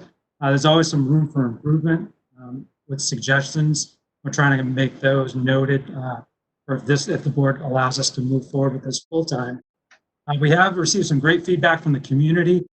There was one I mentioned in the memo that was 12:30 in the morning was a bathroom fire that we were actually there on scene in 2 minutes, which is a great response time. And it's due because we were in the building at the time of that call. And we were able to get all the apparatus and 6 people right to the scene early on. And then, as the fire chief, I had a few goals myself. I certainly wanted to make sure that we were reducing our response times. I wanted to make sure that we had drivers for our fire trucks all the time and paramedics available. The board will remember there was a time where some of the nights I was actually the only paramedic available in town. So that has certainly changed.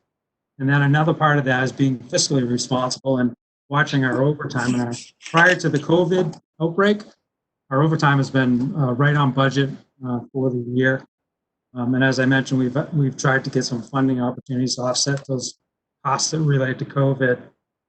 In your packets, I put a couple of visuals in there. The first one was response times. And if you look at that, I went back to 2017, 18, and then 19, all in the months of December. And you can see there's a 17% reduction in response times. So we're getting to homes quicker, getting fires out quicker. We're getting to people with who are having chest pain quicker, and all that time really helps the overall improvement of lessening damage and improving people's health.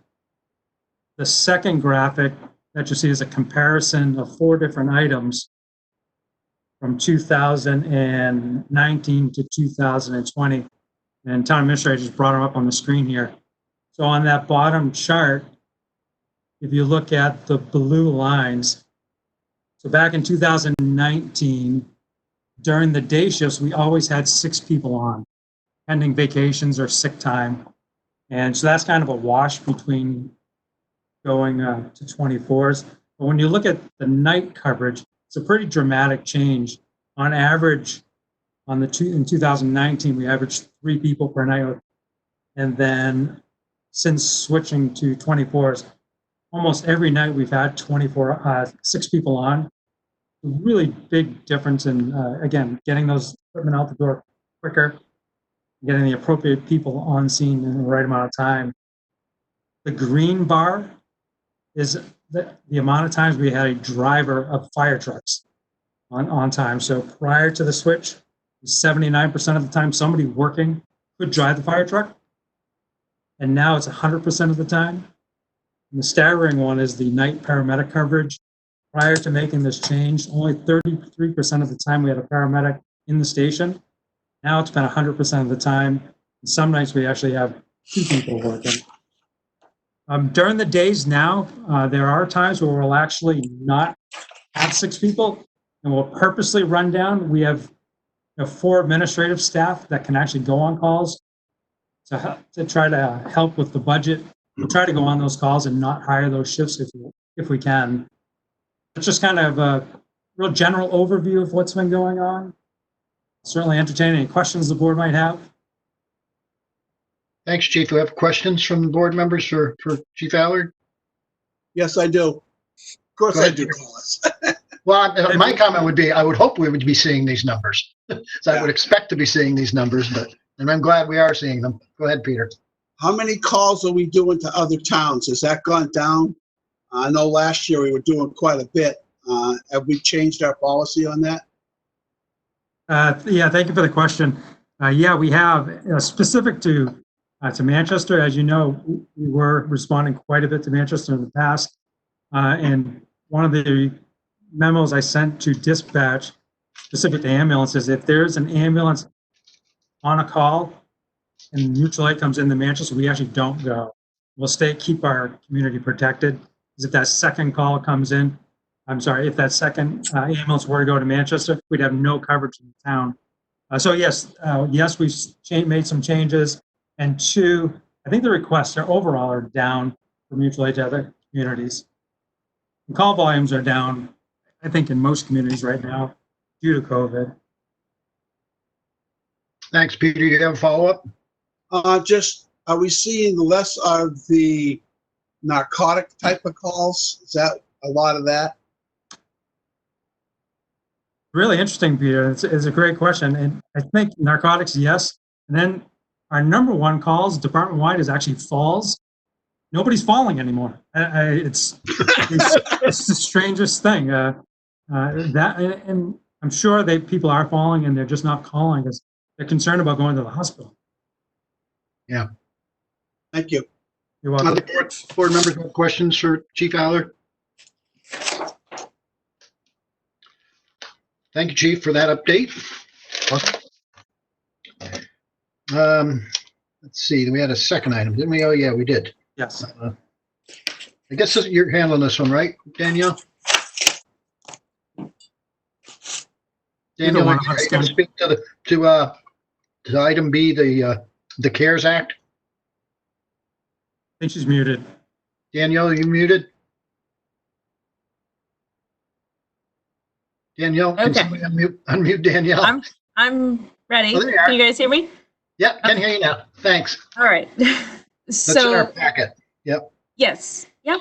So, I'm sure there's been a lot of news going around about the CARES Act and related stimulus packages. As it stands, the town's EMS fund did receive a stimulus from the Health and Human Services Department at the federal level. That stimulus was $16,841.15, so just shy of $17,000. And that stimulus was to help cover costs as well as any missed revenue. However, there are a series of requirements if you accept the funds. So that's what the chief and I have outlined for you in the memo that you see in your packet. As part of the, just the ones we've highlighted, there were many items that they specified for how the money can be used and cannot be used. But the items to note for specific to Goffstown are the condition that this commitment would actually mean that the town would not seek to collect any additional funding out of pocket from the patient or bill their secondary insurances for any cases that are presumptive or actually related to COVID-19. Other conditions required that we would have no end date. So when we looked through, there's no end date to this specific requirement. So if COVID billing continued, it's not sunsetting like the FMLA or other extensions have provided.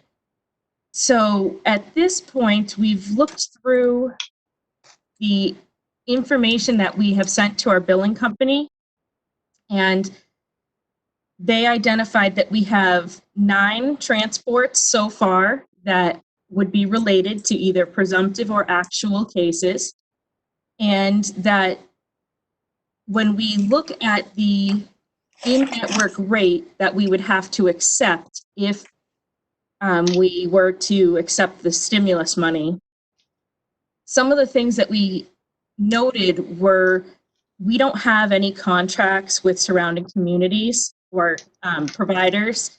So in this case, what that means is if a private insurance company were to pay what they consider their in-network rate, there would potentially be a gap of $4,500 when we need to write off an ambulance bill, when we look at the cases in totality for the 9 cases we've billed thus far. And we're concerned how that could extrapolate out over a period of months.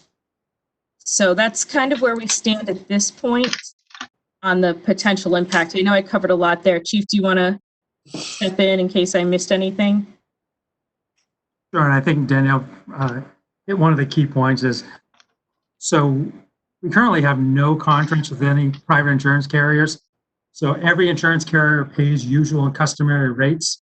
So that could be, I'm just gonna pick a number, $500 for the ambulance transport, where our normal bill is $1,000. That's just our cost, and that's just for basic life support.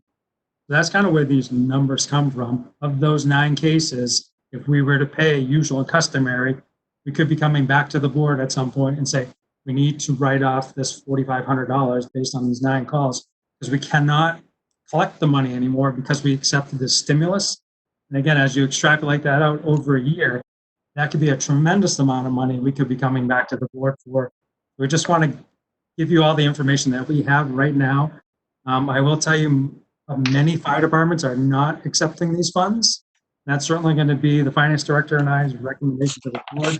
We just want to get the information out there to you, try to help educate you as best we can so you guys can make that decision. Looks like the lesser of 2 evils, huh? Hollis, I'd like to make a motion. Go ahead, Peter. The motion is based on the information we just received. I recommend that the select board does not accept these funds. Thank you, Peter. Someone want to second the motion, please? Yes, sir. Second by Mark. Is there any discussion on the motion? Mr. Chair, I just have a couple of questions. Is this Chet? Yeah, go ahead. So I mean, this looks like basic arithmetic to me in the way it's presented here, so that's all fine. But one question I do have is, if we choose not to accept the funds and then we bill, based on history, how much are we able to recoup if we bill? Like, as in, I know that there's a lot of people that may not pay those bills. So in that case, I mean, are we looking at, is it still as drastic? Danielle Yeah, or Chief? Go ahead. Can I ask Is a it- question to that? Go ahead. I think Chief, were you going to respond to that? Wait, hang on just a second, Kelly. It's a great question, and not the best answer, but it depends, right? So it Sure. depends if they have private insurance. Are they a Medicare, Medicaid patient? And do they have secondary insurances, which we typically will bill? So it depends on your payer mix. Our payer mix in Goffstown is a lot of them, the majority of them are Medicare patients with supplemental insurances. So I don't want to say it's a guaranteed funds back, but No, that makes sense. I just wanted to ask. Yep. And I have Thank you. one last question, Mr. Chair, if that's okay. Yep, go ahead. Yep. If we choose not to accept these funds now and something passes at the federal or state level where they increase the amount of funding offered to the towns, does this disqualify us from any future funding now if we say no to this particular amount of money? Yeah, Chief. I can take that one. Thank you. At this point in time, there's been no discussion about that. We obviously can't guarantee what the lawmakers may come up with as a structure additional potential assistance. However, the current terms and conditions do not say that the town would be ineligible from any future potential packages for assistance. Thank you. That's all I have. And Kelly, I think you had a question, Kelly? Yep, mine was sort of similar, but if we decided not to take it and then we're unable to collect, could we go back at a later date? But it sounds like there is no direction on limitations regarding that. Yeah, it sounds like it. Just, in other words, they're not going to come back and say, sorry, you denied it the first time around. We're not going to let you back in the game. But I think we got the answer to that. Does that answer your question, Kelly? Okay. Kind of. Kind of. Hopefully they'll release more information on it as we Oh, go. I would expect we'd see more coming, yeah. Okay, anything else on this? We have a motion and a second on the floor. So I'll call the vote. I vote yes. Kelly? Yes. Peter? Peter? Yes. Mark? Yes, sir. And Chet? Yes. Thank you. Motion passes unanimously 5-0-0. Okay, that brings us down to Town Administrator's Report, Derek. Thank you, Mr. Chairman. Tab 10, your committee meeting schedule. There's nothing scheduled for the remainder of this week. Next week, Wednesday at 6:30 PM, the Economic Development Council will be meeting and they'll be using the WebEx. So we will be setting that up for them. You there? At the next page, you So have, Derek, sorry, if I can just jump in. So everybody from all the other town boards and committees are all using WebEx. There was a little discussion earlier about Zoom versus WebEx versus any of the other GoToMeeting or any other meeting platforms. So is everybody using WebEx? so our IT department early on did a very good job identifying some of the vulnerabilities that Zoom has. And they went ahead and purchased departments' WebEx memberships or subscriptions so that we can use this platform. The boards that are choosing to through WebEx are using WebEx. There are some boards that are opting to use the call-in with the telephone conference, and they have filmed those and still got it out over GTV and done a very good job with that, and had applicants call in and use the projector here at Town Hall. So we found those are really the two options that we've been using. But if it's been video conferencing, we have only been using WebEx. Okay, thank you. I know there's some little conversation around that issue, so thank you for clearing that up. Okay, go ahead. Continue, Derek. For the consent agenda, you have status reports. You have a resignation of a DPW laborer. You have resignation of a call firefighter 2/EMT. And you have a new hire for a part-time firefighter 2/EMT. There's an event permit for the Goffstown Garden Club. This is their annual plant sale. It would be May 16th from 7 a.m. to 1 p.m. They were also asked for an alternate date of June 13th from 7 a.m. to 1 p.m. And both of those dates would be subject to lifting of governor's order regarding COVID-19. So would work with the Goffstown Garden Club on that before they actually hold the event. Thank you, Derek. I need a motion. Motion to approve the consent agenda? That was Kelly, right? And a second by Peter.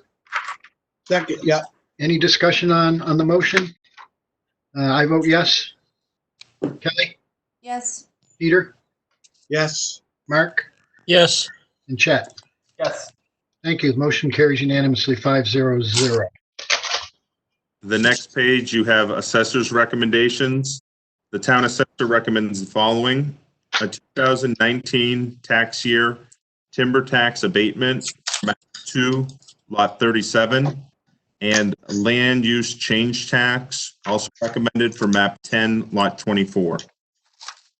Thank you. Motion on the, Approve the assessor's recommendations? thank you. Motion by Kelly, second by I'll second it. Peter. Any discussion on the motion? I vote yes. Kelly, Yes. Peter, Yes. Mark, Yes. and Chet. Yes. Thank you. The motion passes unanimously 5-0-0. Thank you. At the next page, the Parks and Recreation Commission met on April 15th and recommended to the select board that you appoint members as follows. Kevin Eagle as a regular member for a term ending March 31st, 2023. I see there is an error at the top here. They actually recommended till 2023. And then Pamela Decker for a term ending March 31st, 2023, both as regular members. Motion to approve? Thank you, Peter. Motion by Peter, second by Yes, sir. Mark. Any discussion on the motion? Seeing none, I vote yes. Kelly, Yes. Kelly, Peter, Yes. Mark, Yes. and Chet. Yes. Thank you. Motion passes unanimously, 500. You have an RFP for the 2020 Sports Complex Tree Project in your packet. The request is to authorize the release of this. I do want to make note that on page 2 of that RFP, we have modified the public bid opening a bit. The town's purchasing policy requires that we do a public bid opening with any sealed bid. We would look to do that under current circumstances on May 20th. Telephone conference line where those interested would be able to call in and listen to the bids be read and called out rather than having people here in town hall. And depending on the changes with what the governor makes for recommendations, if we have to use this on other bids. But right now, this is really the only bid that we think that we're going to have to use this for. Makes sense to me. Anybody want to make a motion at this I'll point? make that motion. Thank you, Peter. A second I'll second it. from Chet. Thank you. Any discussion on the motion? Call the vote. I vote yes. Kelly, Yes. Peter, Yes. Mark, Yes. and Chet. Yes. Thank you. Motion passes unanimously, 500. And Mr. Chairman, if I may, I had one other item that wasn't in the packet, but you reminded me earlier this evening of it. Oh, yeah, right. Go ahead. The business administrator at the school district got permission last Monday to negotiate heating oil contracts with our current heating oil vendor. Again, we've already purchased or we've already signed contracts for diesel and gasoline, a 2-year contract for propane. But based on the price of oil, we'd like to partner with the school district once again, and I'd seek your authorization to work with the business administrator to make that happen.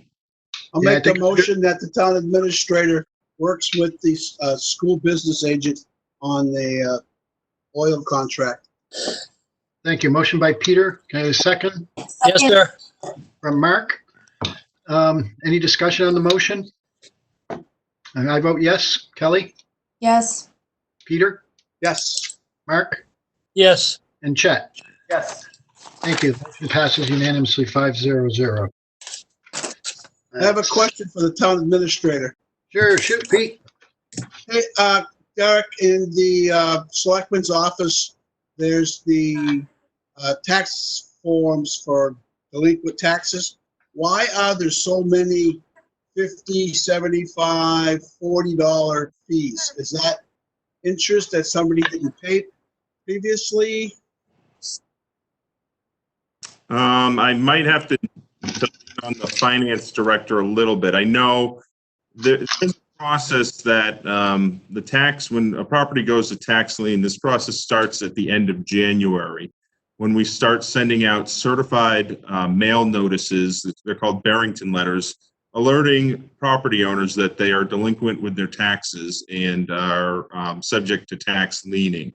And as we proceed through that process, the cost of those certified mailings, as well as the postings, those go into the fees that are added on to when the property tax bill goes to lien. There's also the cost for recording those at the Registry of Deeds so that they come up on any time that anyone does a title search. I believe that's all the fees that exist at this moment. As we move forward, the cost for notifying the mortgage companies that a property that they held a mortgage on has been liened, and those would get added onto the individual tax lien properties. Does that answer the question? So I assume what's happening is these people go ahead and pay it, not knowing or not deciding not to pay those fees. And that remains on their tax card. Yes, it could. If somebody were to get a letter at the end of January saying that you owe these, but they wait until we get into the middle of April and more notices have gone on, those fees and the interest get added on, and I'll ask the finance director to correct me, but we pay the interest first, and then we get into the, but I don't believe, Danielle, when do those fees start getting added on? So there's a series of fees. Once we send out the actual impending lien notices, there's a mailing fee to cover the certified, as well as fees that get added for us to do the mortgage search. So the list that you are seeing down in the select board's office is the list of liens, and it does include a series of those fees. Derek is correct that there are additional fees that will be applied once the mortgage holders are identified from our deed search. And when they send that back, we will send out additional letters. And so those fees will be added at that point in time for anybody who has a mortgage holder that has to be notified by law. So there are some fees that have been applied, and what you're seeing on the list there are the people who have, the small balances, maybe they didn't pay all of those fees, and it will go on to their next bill that goes out, their next statement. Excellent, thank you. So, the end story is, if you don't pay your taxes on time, you're going to end up paying some fees, more or less. Thank you. Yes, there's the daily interest, but yes, as you get into the lien process, there are fees. So the other property tax owners aren't paying the town to do that process. Thank you. Anybody else have a comment? I don't think we need any action on that, do we? No. Okay, well, then we'll move on to the select board discussion. New business, there's the meeting schedule that's in your packet at tab 11. Eric, I think the issue here was around Memorial Day, right? Yes, Memorial Day falls on the fourth Monday, which is your second meeting of the month. I would just ask the board if we could schedule a special board meeting on May 18th to make up for that missed meeting. So just move it up a week. Yeah. Yes. Sounds reasonable. I'll make a motion to schedule a special select board meeting on Monday, 5/18 at 6 You PM. really don't have to, that's a call of the chair. It was recommended for a motion, so if not, Well, you can, but I don't really think you need. It's call of the chair to call a Well, meeting. the meetings are called by the chair, so. Yeah, we'll make the change. Let's just make the change. All right, thank you. Sorry about that confusion. No problem. it's okay. Old business is the select board goals. Let's, so you've seen some information, and Eric has put out a number of spreadsheets for the various departments and projects and whatnot. We really need to make some progress on this and some headway. Derek, maybe you can just talk about the schedule that you've kind of set forth, because I think it makes sense to start there so that we know what the end goal is and we make sure we're making progress towards that end goal. Yes, thank you, Mr. Chairman. At your last meeting, the consensus was to really move in a different direction and change up the goal format. And since that meeting, I did hear back from members on some ideas for some goals as well as some objectives for each. And then you'll see in your packet, those goals would break down into 5 categories. It'd be human resources, project management, fiscal management, economic development, and communications. And then on each individual goal, I populated based on the feedback that I received and some discussion that had at the April 13th meeting, to start populating in some of those objectives and where we're able to some of those key action steps. I guess my schedule that's in your packet tonight, ideally we would those goals and most of the objectives this evening, and then that would allow myself as well as get some input from board members on those key steps, and then get some measurements and milestones, so that as we get to the meeting on May 11th, or as late as May 18th, you could get them to a point where they are could be adopted, and then we start tasking out who would be responsible for those milestones and what the timelines for those are. So have you been getting any additional feedback from department heads? Derek at all? I had not reached out to department heads since my initial ask 2 weeks ago. I think if we could finalize objectives tonight, we can see what action steps those department heads might be able to contribute. Again, right now, human resources is pretty well filled out. Project management are a couple of items that as objectives are pretty filled out. And then as well as fiscal management. As you get into economic development or communications, those are a little bit, need a little bit of work for objectives. Mhm. So can you get some feedback from board members on the process and the spreadsheets that you're seeing with the objectives?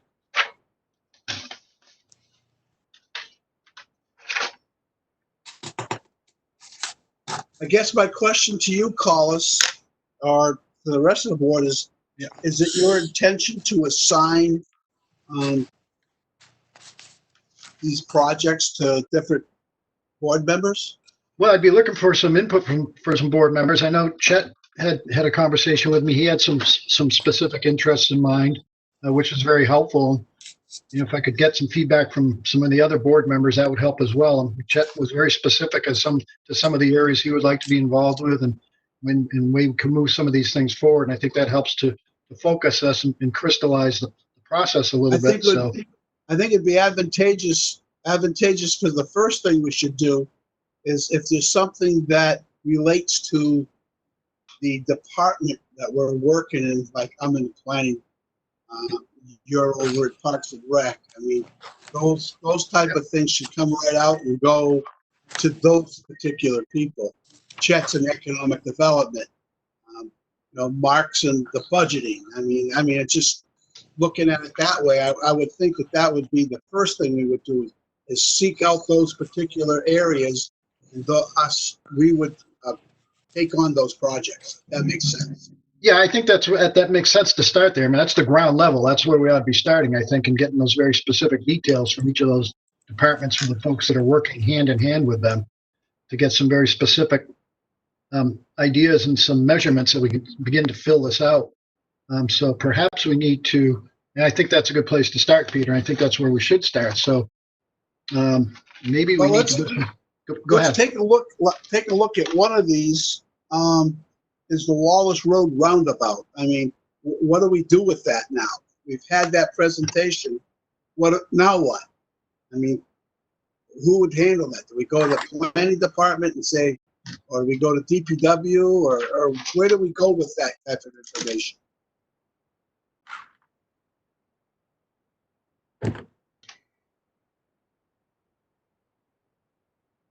Well, I mean, DPW was the one who put out the recommendations, and actually, it was us that asked for the recommendations. We asked to have. Yeah, but they came back with recommendations, and they were confirmed by VHB. Yep. So they've already got their feet into that one. Oh, can I make a note right here while we're talking about DPW? And congratulations to Sarah. She had her baby this morning. Oh, good. That's outstanding. Yeah, it just dawned on me when we were talking about DPW. What are the statistics? I don't have any. I just know she had her baby this morning. Okay. Everything's fine. Everybody's fine. Good. Collis, can I ask a question? Sure, Kelly. I had sent a pretty detailed email for some of the HR components. I just want to confirm that you received that. I did. Okay. So how do you want to move forward with that, Kelly? Do you want to start finding places where those fit in here and start adding some detail to the? I mean, I'm happy to take all of them. I think these are projects that Danielle and Derek have been working on in some capacity. I'm happy to connect with them and guide them. I think it's more of a timeline and capacity project for them, which Yeah. I've already spoken to them in some regards to, helping to redline policies and things like that. So, I mean, I'm happy to take the select board kind of tie into that for us. But I know it's definitely a capacity question, so I'd have to connect with them on exact dates. But I think we can do that. Yep, certainly take you up on that, Kelly. Thank you. If you want to proceed, that'd be great. And Chet, you had some specifics too, Chet. Do you want to just sort of touch on Yeah. those?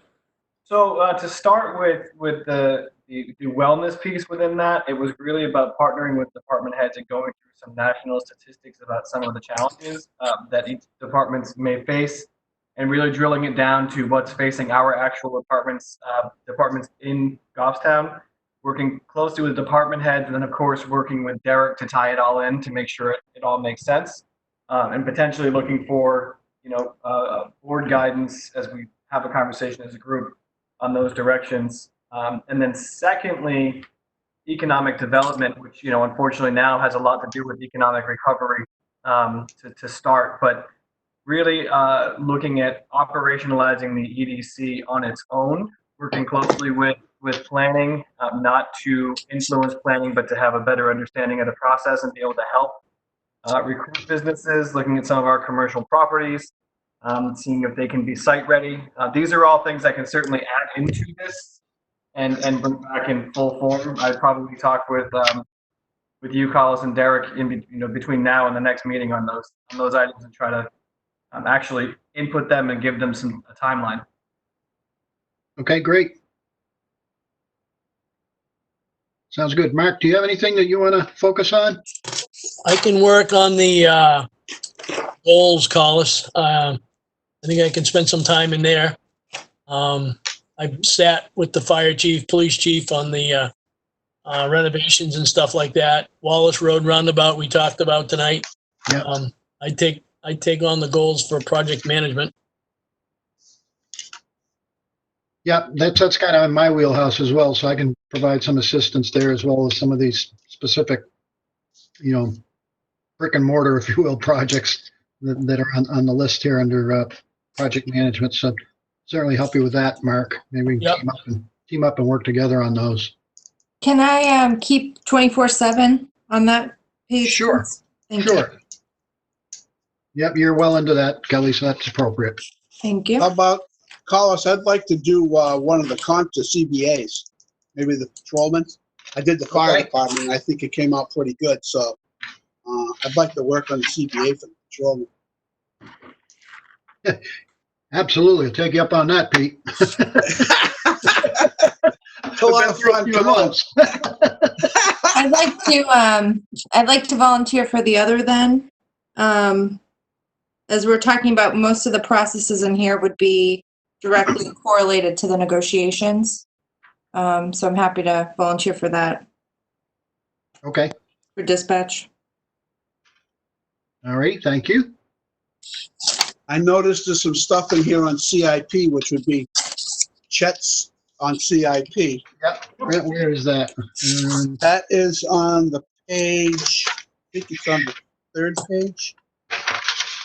Third or fourth page, it said CIP on it. That's under fiscal management, which I Yeah. believe is the third page. Yep.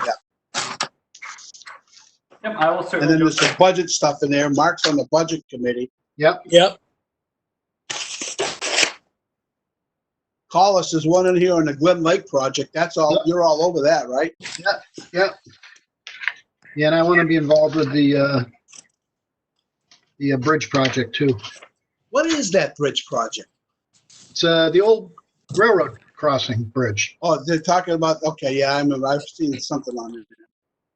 Gonna cost a gazillion dollars. or something. Well, who knows? We don't know that yet. Yeah. Mr. Chair, we're On talking about the, You know what? You'd be surprised. Go on the internet and Google. Can I ask you about CIP?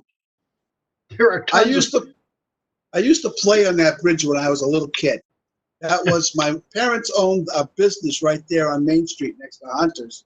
And my parents used to go out and play on the bridge. Leave Were us you alone. playing? So, Were you playing on that bridge one night in 1976? no. This was This was back in the 60s, believe it or not. Okay, so Kelly, were you saying, do we cut you off, Kelly? Can I ask about CIP? Sure. There are no, I'm on CIP this year. There are no objectives next to that.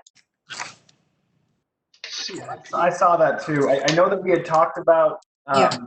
looking at extending the timeline for CIP so that some of those really large projects can be looked at further out. I think that was a discussion we wanted to have.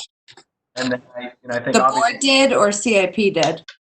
the board did. I think we talked about that. I don't know if it was last meeting or the meeting before. I thought we were discussing potentially reviewing town projects prior to CIP began.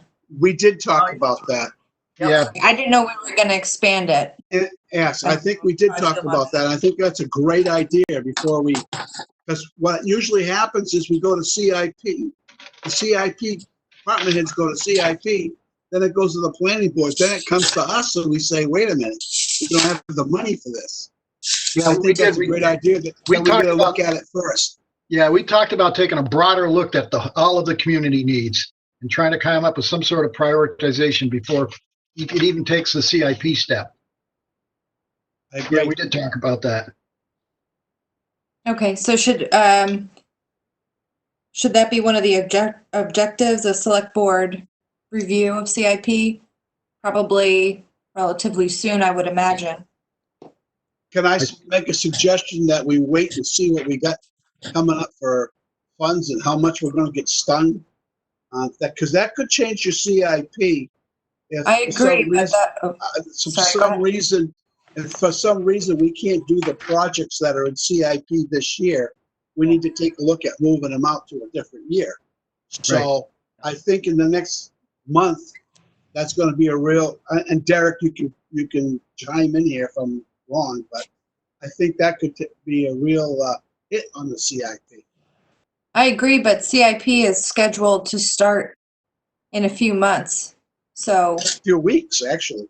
Normally we start in May. We anticipate that CIP will start meeting in June this year, so. But the value of what we're trying to do is so that it's predictive, so that rather than the CIP just take guesses about what the board would or would not look at seriously, because that was the question always coming to me. Would the board even take that seriously? Am I correct in that us looking at that's the value, is to provide guidance and be like a predictive value to the CIP so that they're not talking about things that are absolutely never going to happen. Yep, that's one of our roles for sure, Chet. Yep, Yeah. keep them on track. Yep. So I agree with Peter then. It would really be important to wait and see what the actual financials look like prior to reviewing where we look at now. but my point is we should at least look at it now and then figure out what to move. Chet, only because we could be cutting, or maybe we won't, but who knows at this time. Yeah. We could be cutting some of this year's CIP that we need to then take and move out till next year. And we won't know that for another couple of 3 weeks. Yeah, I understand. That makes sense. So we're agreeing that in a few weeks, we're going to look at it, right? Absolutely. So Yep. I think so. Okay. That's the consensus.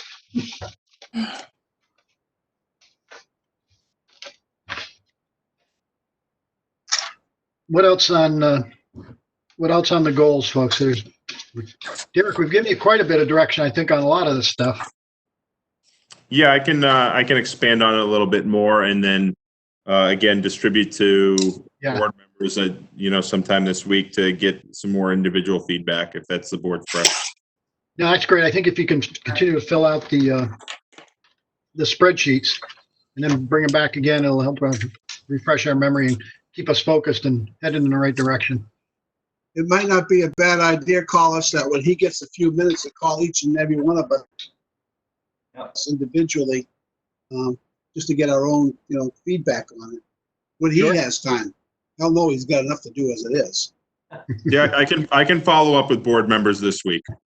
Good. Right. Great. Anything else on the goals? Before we move on to the action matrix, which doesn't have a whole lot on it, as I recall. I can find it here. Would you all like a planning board review from Thursday night. Yes, any update on the master plan? Derek, you received some of the master plan, but it wasn't finalized. Am I correct? Last week, we did receive draft chapters from the consultant of the New Hampshire Planning Commission. I know that Joanne has done her initial review and provided feedback. I've had an opportunity to look through some, but haven't provided feedback yet. So those, I'd have to check with Joanne and see how many of the chapters we've received and how many are outstanding. But we did get quite a few last week, and she provided that feedback. So we're getting close to the point where they'll be at a point where we can bring them back to the planning board for a public discussion on those. So we don't have all the draft chapters back yet? That was my recollection, but I also looked in the Dropbox file when it was first came across at the beginning of last week. So I don't know if any came in near the end of last week. I'll check tomorrow, and I can let Selectman Georgianis know so he can report back to the planning board. Okay, great. Thank you, Derek. Okay. We also, the planning board had a couple of interesting things. One of them was just a driveway. Somebody wanted to put in 2 driveways for a duplex where they didn't have enough of frontage, but we went ahead and approved it. It didn't seem like a big deal. An interesting one, well, another one we had was a meeting with school about their addition, and we actually had some public comment on that. We allowed them to call in and comment. So that went really well. And of course, that's a government project. We don't have a whole lot of yay or nay. It's more of, well, maybe you should do this, you should do that type of thing. But that went very well. There was no issues there.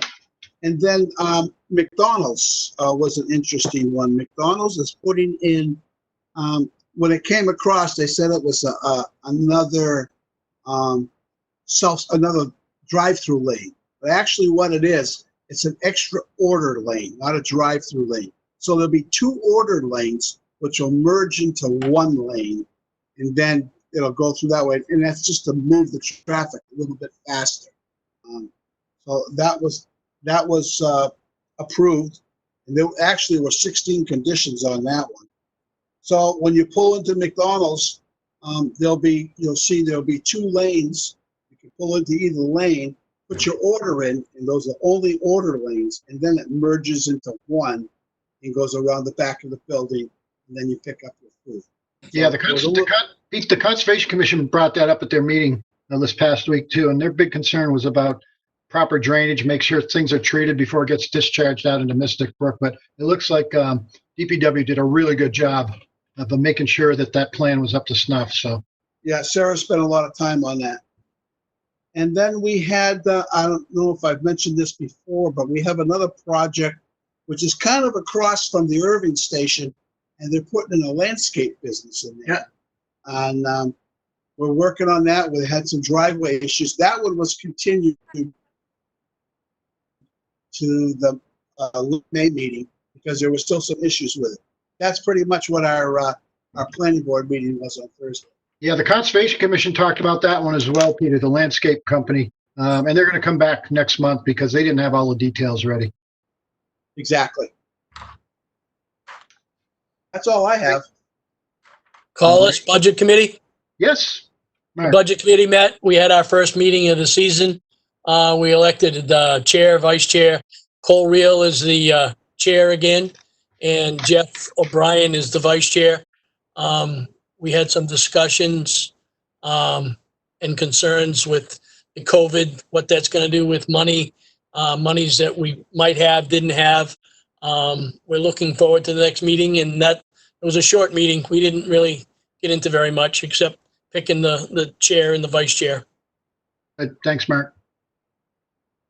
Anybody else want to get to the action matrix? The Wallace Road roundabout, we just had the VHP presentation tonight, so we'll be taking the next steps on that.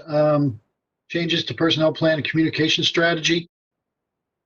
Derek, I think you're working with your folks in town hall, right? Make sure that they They dovetail with the select board goals? Yes, we'll roll those into the select board goals and then also make sure they work with the department SOGs and SOPs. Great. And on grants, the, oh yeah, the one from Chief Allard? Yes, the finance director and emergency management director submitted the Department of Justice grant. This is reimbursement of COVID-related expenses. And this ran from, I believe it was March 1st through April 19th.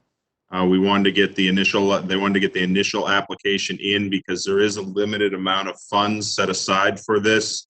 And word on the street is many communities are putting in very quickly. So we wanted to get a grant put in as quickly as possible to get that reimbursement for the town.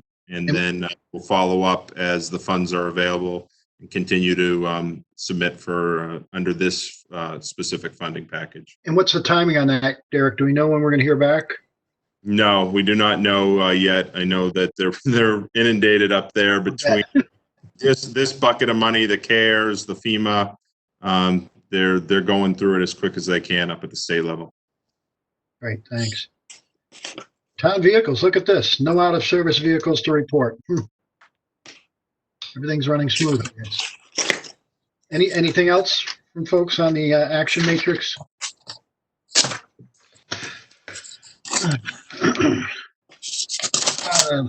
Do we have non-public tonight, Derek?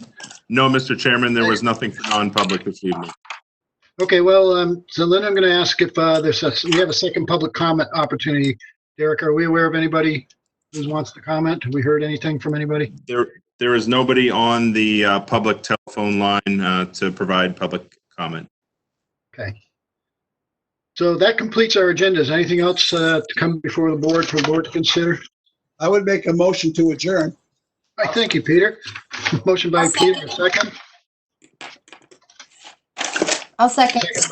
Kelly makes a second. Any discussion? No, that's not debatable. I vote yes. Peter, Yes. Mark, Yes. Chet. Yes. Okay, motion passes I'll vote unanimously. yes too. Oh, I'm sorry, Kelly. It's been a long night. Thank you, Kelly. Thank you all. Have a good night. Thanks, you too. Stay safe, stay healthy. Thank You too. you. Good night, everybody. Thanks, everybody.